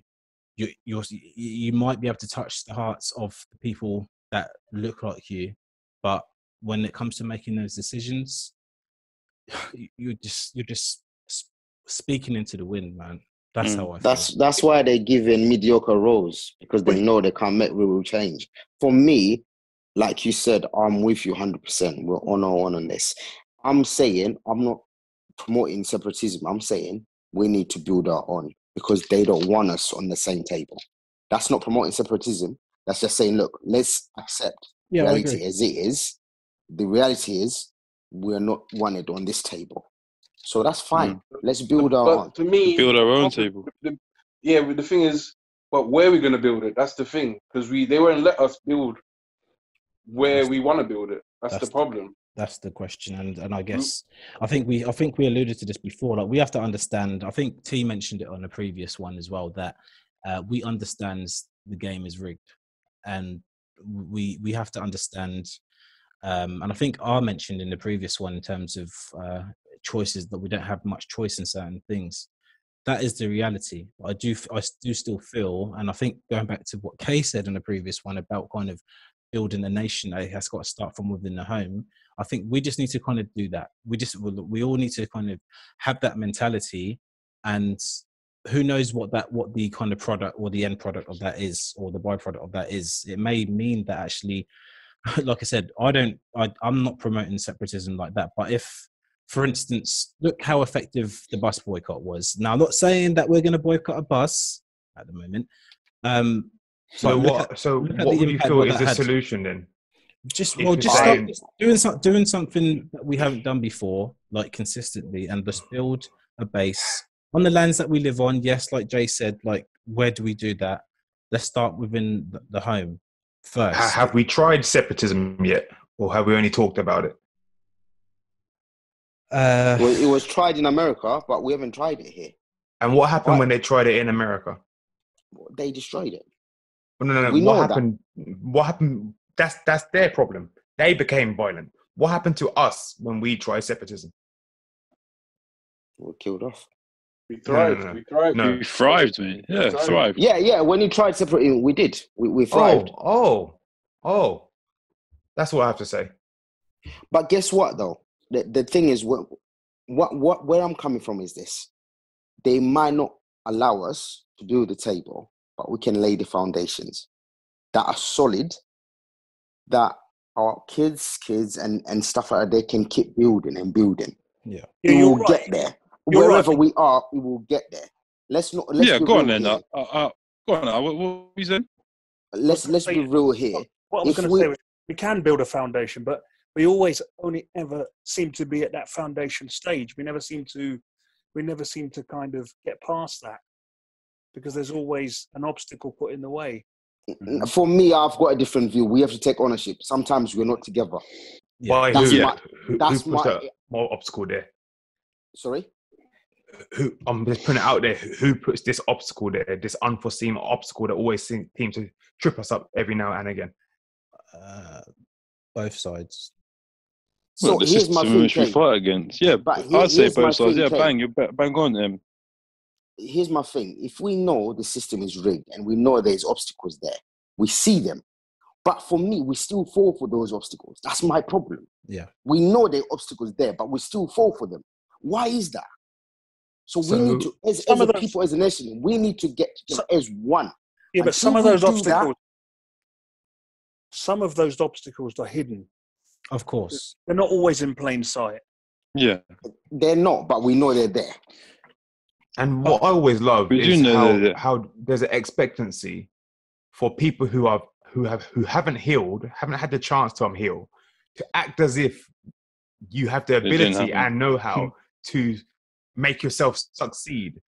This is the problem. We speak on so much with one step away from, and it all leads to a broken people who are not healed, mental health, education, spirituality, finance, prison systems. It leads into all that. But then you expect them same people who are going through and have experienced that to then, oh, come on, don't have no problems between one another.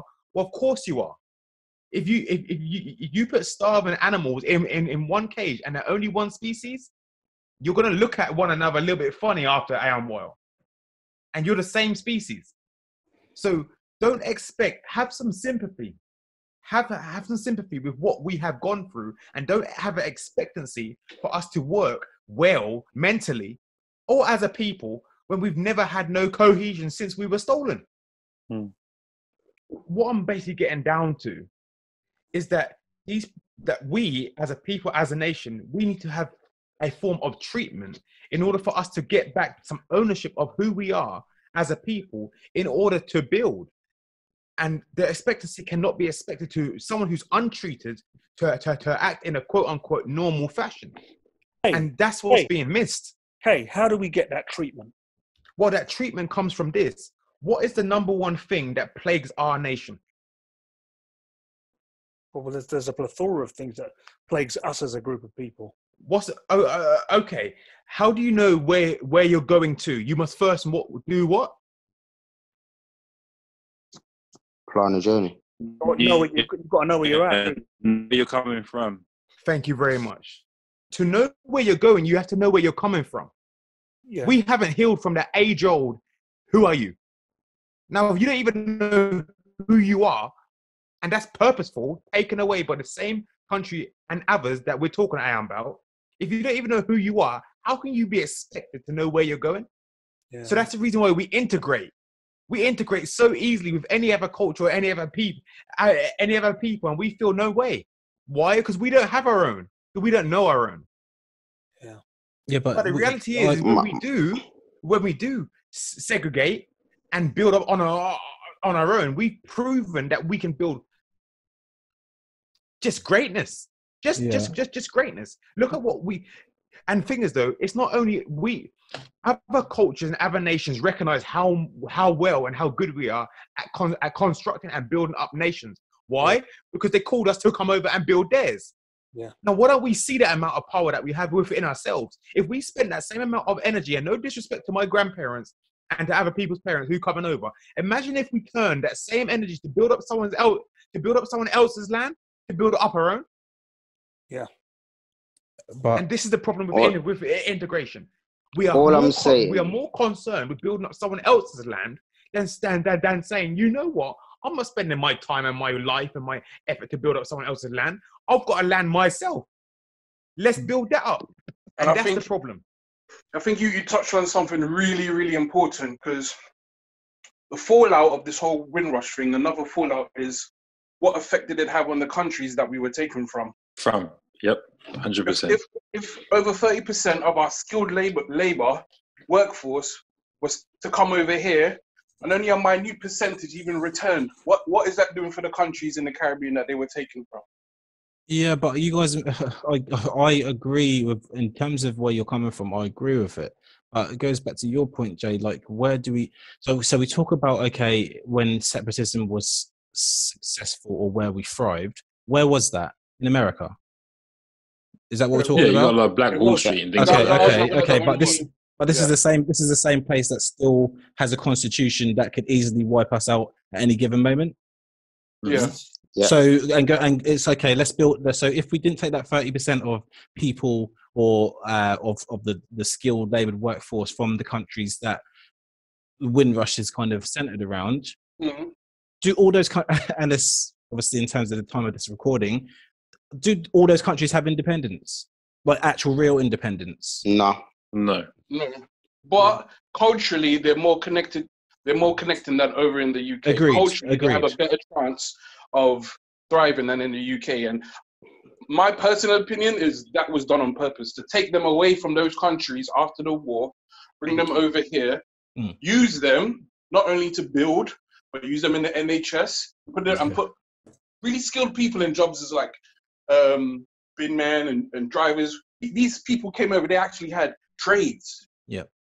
That they could have been used in the Caribbean to make the Caribbean better. The Caribbean might not be a third world country or third world place if some of these people weren't taken out of there. Do you get what I'm saying? Yeah, but what I'm trying to say is that I get what we need to do, and this is why I'm trying to say, like within our homes, and then we see kind of what happens is because all these places that we speak about is still like, if you was to really deep it, there's still a control from the powers that be, whether it be the Caribbean, 100%. whether it be America. So I think what I was trying to get take into it, consideration now, like it's Jamaican Independence Day today. yeah, but I don't really believe that. But there we go. Like we're independent from like Barbados has got British independence Empire. as well. But yeah, but independent from the British Empire, but then you're still part of the Commonwealth. Your head of state is still the Queen. Your national anthem is still singing "God Save the Queen." So where is your independence? So in terms of energy, if we know, so it goes back to the game. If we know what the game is, and so either if you want to get out of the game, you go to a different planet. At the moment, this is what we are. The planet that we're in, this is the game that has been played until there's a change, or until even if there was an uprising and stuff like that. However, as I mentioned, like we always get to that foundation stage. Let's get from the foundation to maybe elementary or intermediate stage to see. Yeah, let's get some footings. Let's see if the game. Let's see if we can find like glitches, or not glitches, but what's the word, like trapdoors in the game, or something like that. Loopholes. Where actually we can navigate. But let's actually just try and navigate let's understand the game, which I think we all do as men now. We understand the game, but for us to try and recreate the game is wasted energy, where actually let's try and benefit from the game. And then once we've got a proper understanding of it, which I think we are at that level for most of us, as a people, I mean, let's understand the game, master that, and then go, right, we've been playing this game for age. Like, I know the ins and outs. I know exactly. I start playing Monopoly. Like, okay, I know what. It's when you get to that point where you know exactly how much it is for that house to add on to that street and stuff like that. Okay, we need something else to stimulate us now, because I think jumping on the back of that, I think it's about pooling resources. I mean, we've been here, many times before. We've been here for years. Our parents they've been here for generations now, and over those generations, we've created a lot of money and wealth. And I genuinely think we're not obviously the richest group of people, but we've got money over time. And I think it's about the richest in our society and the poorest actually pulling our resources together. 100%. Not all of us have got skills, but we've all got a little bit of money in our pocket, and it's about basically saying, look, my little bit that I've got to the little bit that he's got, and we put it all together. And I think if you can pull your resources together, that's how you're going to make change. And that's what I was saying. That's what I was saying. As a nation, of black people, I think if we were to have our own economy, I think, was it the video said, I think we'd be like the 13th biggest we'd be powerful economy in the world. We'd be powerful. We really would be. Where is that? That's what I was just about to say. That would never run right now. It would never run. But because there's not enough cohesion in the community. But but so it goes back. That always seems to be the hurdle, though, doesn't it? Yeah. That always So- seems to so- be the hurdle, the lack of cohesion. So the way So- to so, the way this to is lower what I was so saying. the way to the way to lower those hurdles so it's more attainable for more people to get over those hurdles is to show people the way. Like there has to be an influence somewhere where like those one step away boys, like they're doing something over there. They're building something up. They were successful in doing like they're the type of conversations where we have to change the mindsets to go and actually they worked at something and now these are the rewards or these are the successes or these are just the comfortabilities that they I have. agree. I agree. Let me try that, or let me go to them and go, how did you manage to get over that hurdle? Because we've always seen that hurdle being too far to jump over.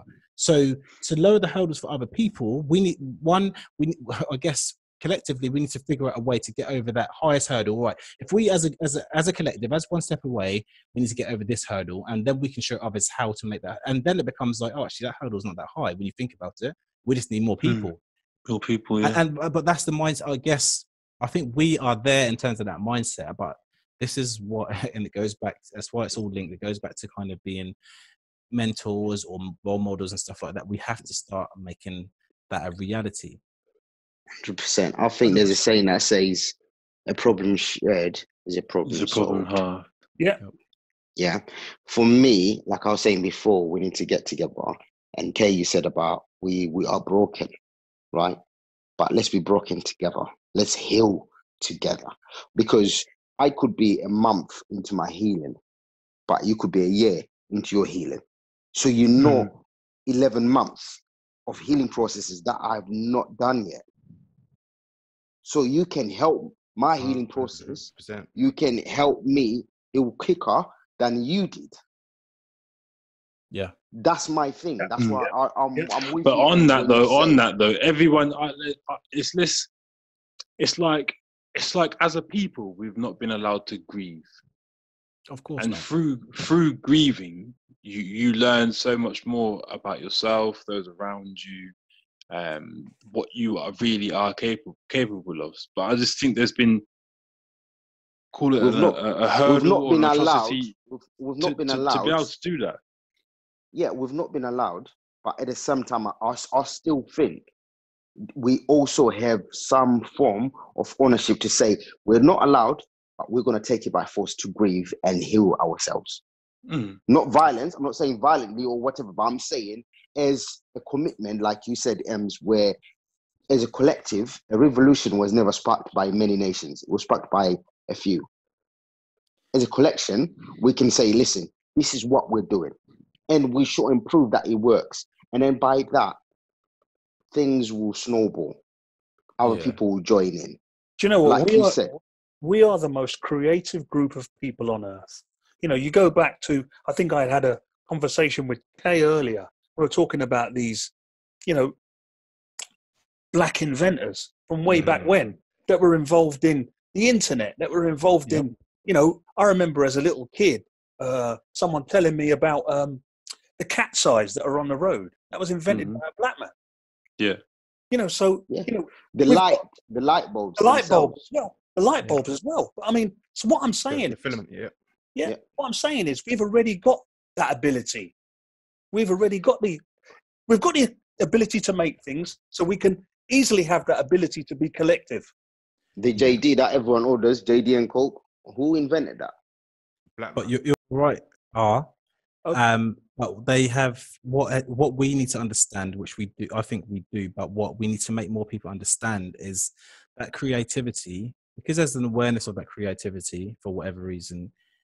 People have put destructive things for us. Yeah, because they're jealous of us. They're jealous. So going back to what S said about we haven't had time to grieve. Of course, we haven't had time to grieve because what they do is gentrify us in terms of putting us in certain areas where they put like convenience stores with cheap alcohol and stuff like that to make us depressant, to have those depressants. So actually that grieving process isn't clear.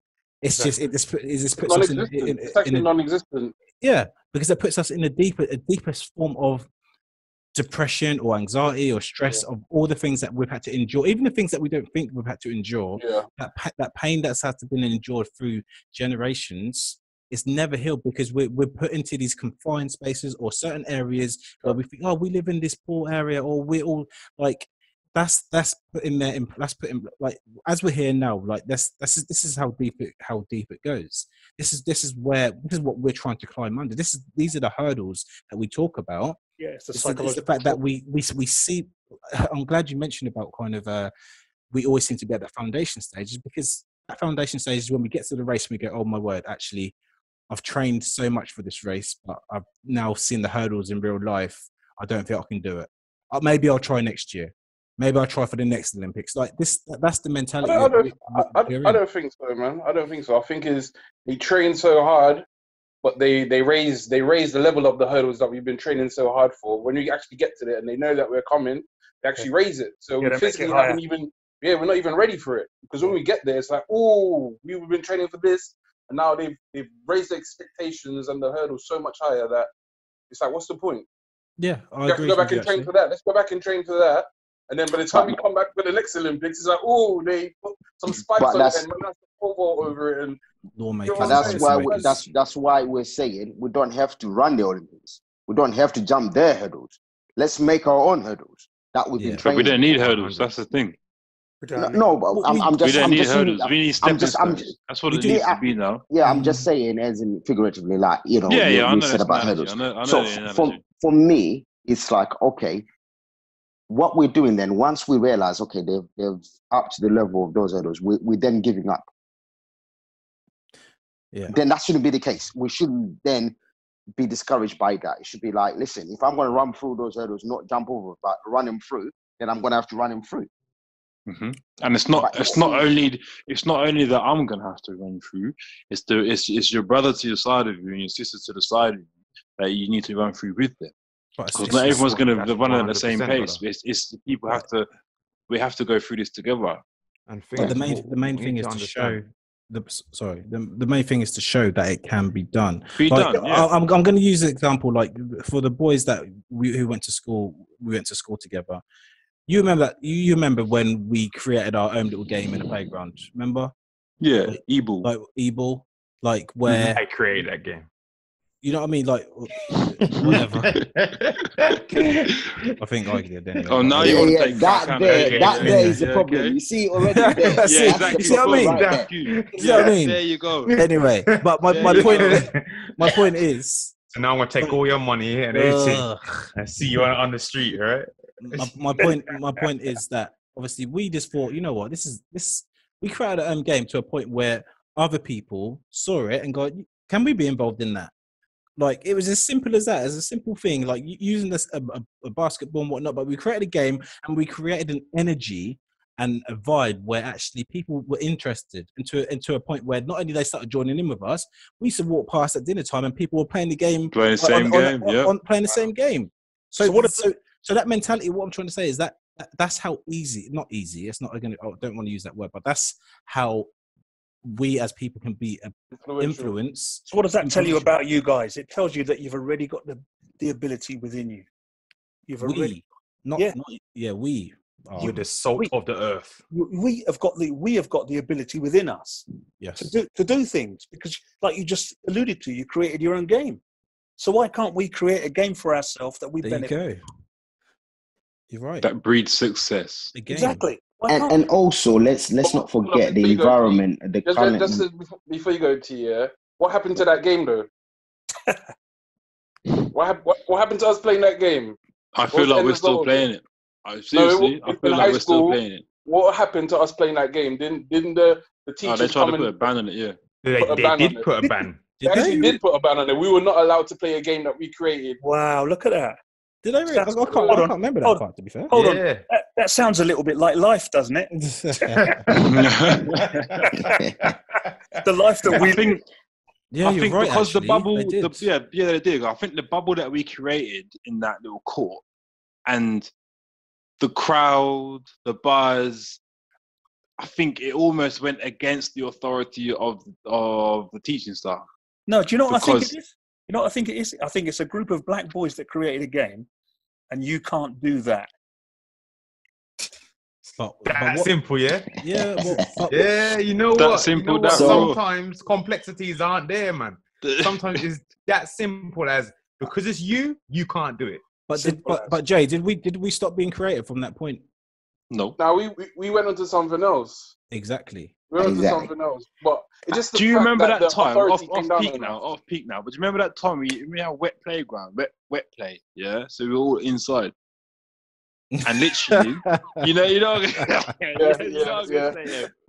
you're spitting in my face. Yeah, we were creating like We created our own sitcom, sketch show, whatever you want to call it. We had an audience.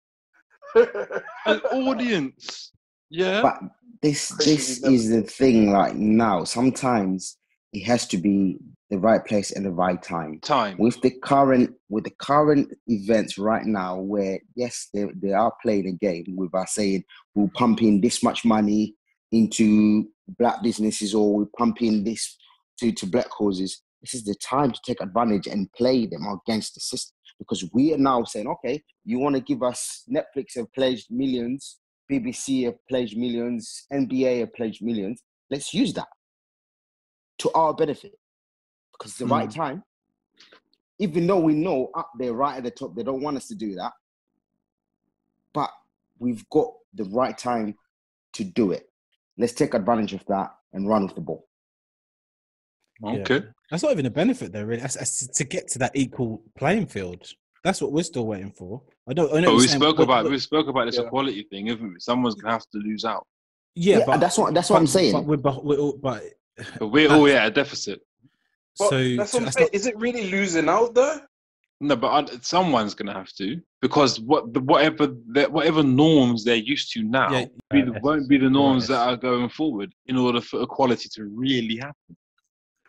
Listen, the thing is where that norms if we're all equal. There will have to be some, and this is probably why we're speaking about it to this day, because who really wants to give up a percentage?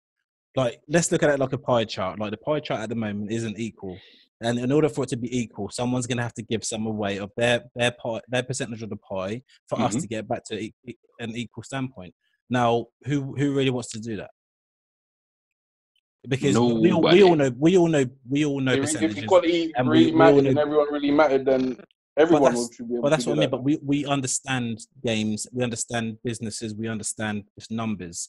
Like, if you have more percentage of something, what does that make you in a business? Powerful. A majority shareholder. Exactly. Let's look at it practically. Jeff Bezos. I know some may have opinions, but that guy who gave him something. Who? No one really. Jeff Bezos, the Amazon owner. Oh, okay. Yeah. He has created a product that everyone needs. Yeah, but do you think he started that on his? No one helped him along the way. Is that what you're trying to say? He might have been given breadcrumbs. He might have been given breadcrumbs like we are. They're giving us millions, but they've got billions and billions of dollars or pounds. But he still managed to create something. Whether he had help in the way. There are some times where, like I said, right now they're giving us all these millions. They're saying we're pledging millions while they've got billions. We know that. Yeah. Hold on. That they're just giving us breadcrumbs. Who's giving us millions? So BBC pledged, I think, was it 20 million? To who? To what? To black causes, entertainment businesses or film industries. And where do you get that from? Because I didn't get any.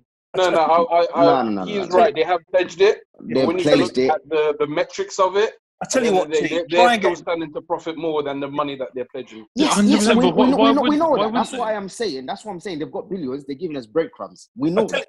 We know that. But let's use that as a stepping stone, because that's all we can do. I tell you what, T. You're right. They're saying that they're out there and there's money out there for us. But I tell you what, they'll make it so difficult and tie it up in red tape. You trying to access that money. They will tie you up in knots trying to get that money that's entitled for us. That's what I think. It's out there, but it's like a smoke screen. You trying to get that money is going to be very difficult. Lip service again. Yeah. Again, the point I'm trying to make is it's not just really about money. I'm just saying right now, I feel the environment is right for us to make our moves. That's what I'm saying. Yeah, I and agree with you. I don't I disagree with agree. you either, T. I agree with I you. don't disagree with you. Maybe as a group where there is some skepticism among us, which is natural, which is totally natural. Kay, can I it's Kay there. Kay, can I just, Yeah. Kay, Yeah, I'm here. remember we were at uni together, and we were trying to get funding for our projects. Yes. And how difficult, looking at it from T's perspective when he says about there's money out there for us. We did the same degree, right? And when we were trying to get funding for our projects, how difficult was it? It was difficult to the aspect that I had to fund my own project. I had to fund my own project in order to pass my own uni course. And I was in the same boat, and I had to do exactly the same thing, because what they do is they say at the front of it, "Oh yeah, no problem there.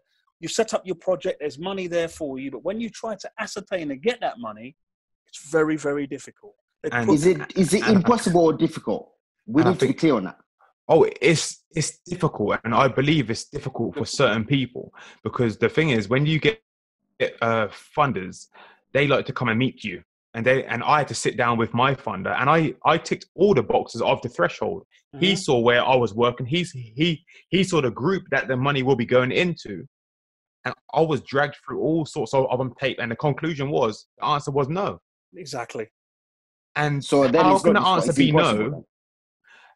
Well, they say it's difficult. Yeah, now that's just one example of many different project fundings that I've done throughout my time. But if you get given a criteria that you need to meet in order to receive this some funding, and you pass that, it's just like a job interview, isn't it? Mm-hmm. Yeah. And this is the red tape stuff. So you meet all the criteria. There's criteria that is central and desirable, right? Yep. So you meet all the central to the point that you get the interview. Now, when you get to the interview, you suddenly don't get the job. So that means the essential wasn't part to play then, was it? So that means there's a subjective fashion that's involved in these tick boxes that they pretend that all you got to do is meet this and meet that, and you can get this and money. Exactly. But then there's a subjective part to it as well. Yeah. And I didn't pass the subjective part. No. See, it's very tricky, because, like, for example, I'll give an example where the kickback loans that the government were doing about the small businesses, 50 grand. I know someone who got given that, and next thing you know, they're rolling around in a posh Panamera. Right? That is dumb as hell. Exactly. They've played the game and met the criteria. That's not playing the game. You've illegally accessed money for personal gain. Oh, yeah, that's the reality of it. Yes, but my point I'm trying to make is this: there's also people who are getting through those red tapes, but then doing nothing with it. That's where we need to change it. Yeah. For me, I'm not worried. I'm no longer worried about what they're doing. I'm worried about what we are doing. And that's my point. That alone is where we need to be. Yeah. That is where we need to be. It's no longer worrying about what they are doing, because, and I don't really like the phrase "they" because it's too ambiguous. But for the purpose of this, we'll indulge. What they are doing, I don't believe that there's any new tricks that they can show us, or any new hurdles that they can put in front of us that we don't already know or not already jumped over. What we need now is that cohesion. What we need now is, what can we do next? Is our foot through the door? Is the key in the lock? Are we prizing it open? Are we looking around to see what's the other side? I feel like, as T alluded to, the time for those things is now. I feel like we are starting to open doors. People are listening to our voices. Like, I mean, we're building a platform, as I alluded to, that we always get to the foundation, and M goes on and says, well, we need to build up from that. Yeah, we need that cohesion, and we need to move forward as a people collectively. Now, in a roundabout way, although I've structured this session in such a way where I wanted it to flow. I didn't want it to be from this question to that question, this question to that question. The whole agenda that I had has been covered. Yeah, and unless, correct me if I'm wrong, guys, unless there's something that's not been said, or if there's something that you feel needs to be said, I feel like this leads on to another podcast. I fully agree with that. I just which want to say one last thing though. Go for it. The reality is this: like my grandparents who came over through the Windrush, they are both passed on to a different end, shall I say? They're both passed. They are the Windrush generation, the direct Windrush generation.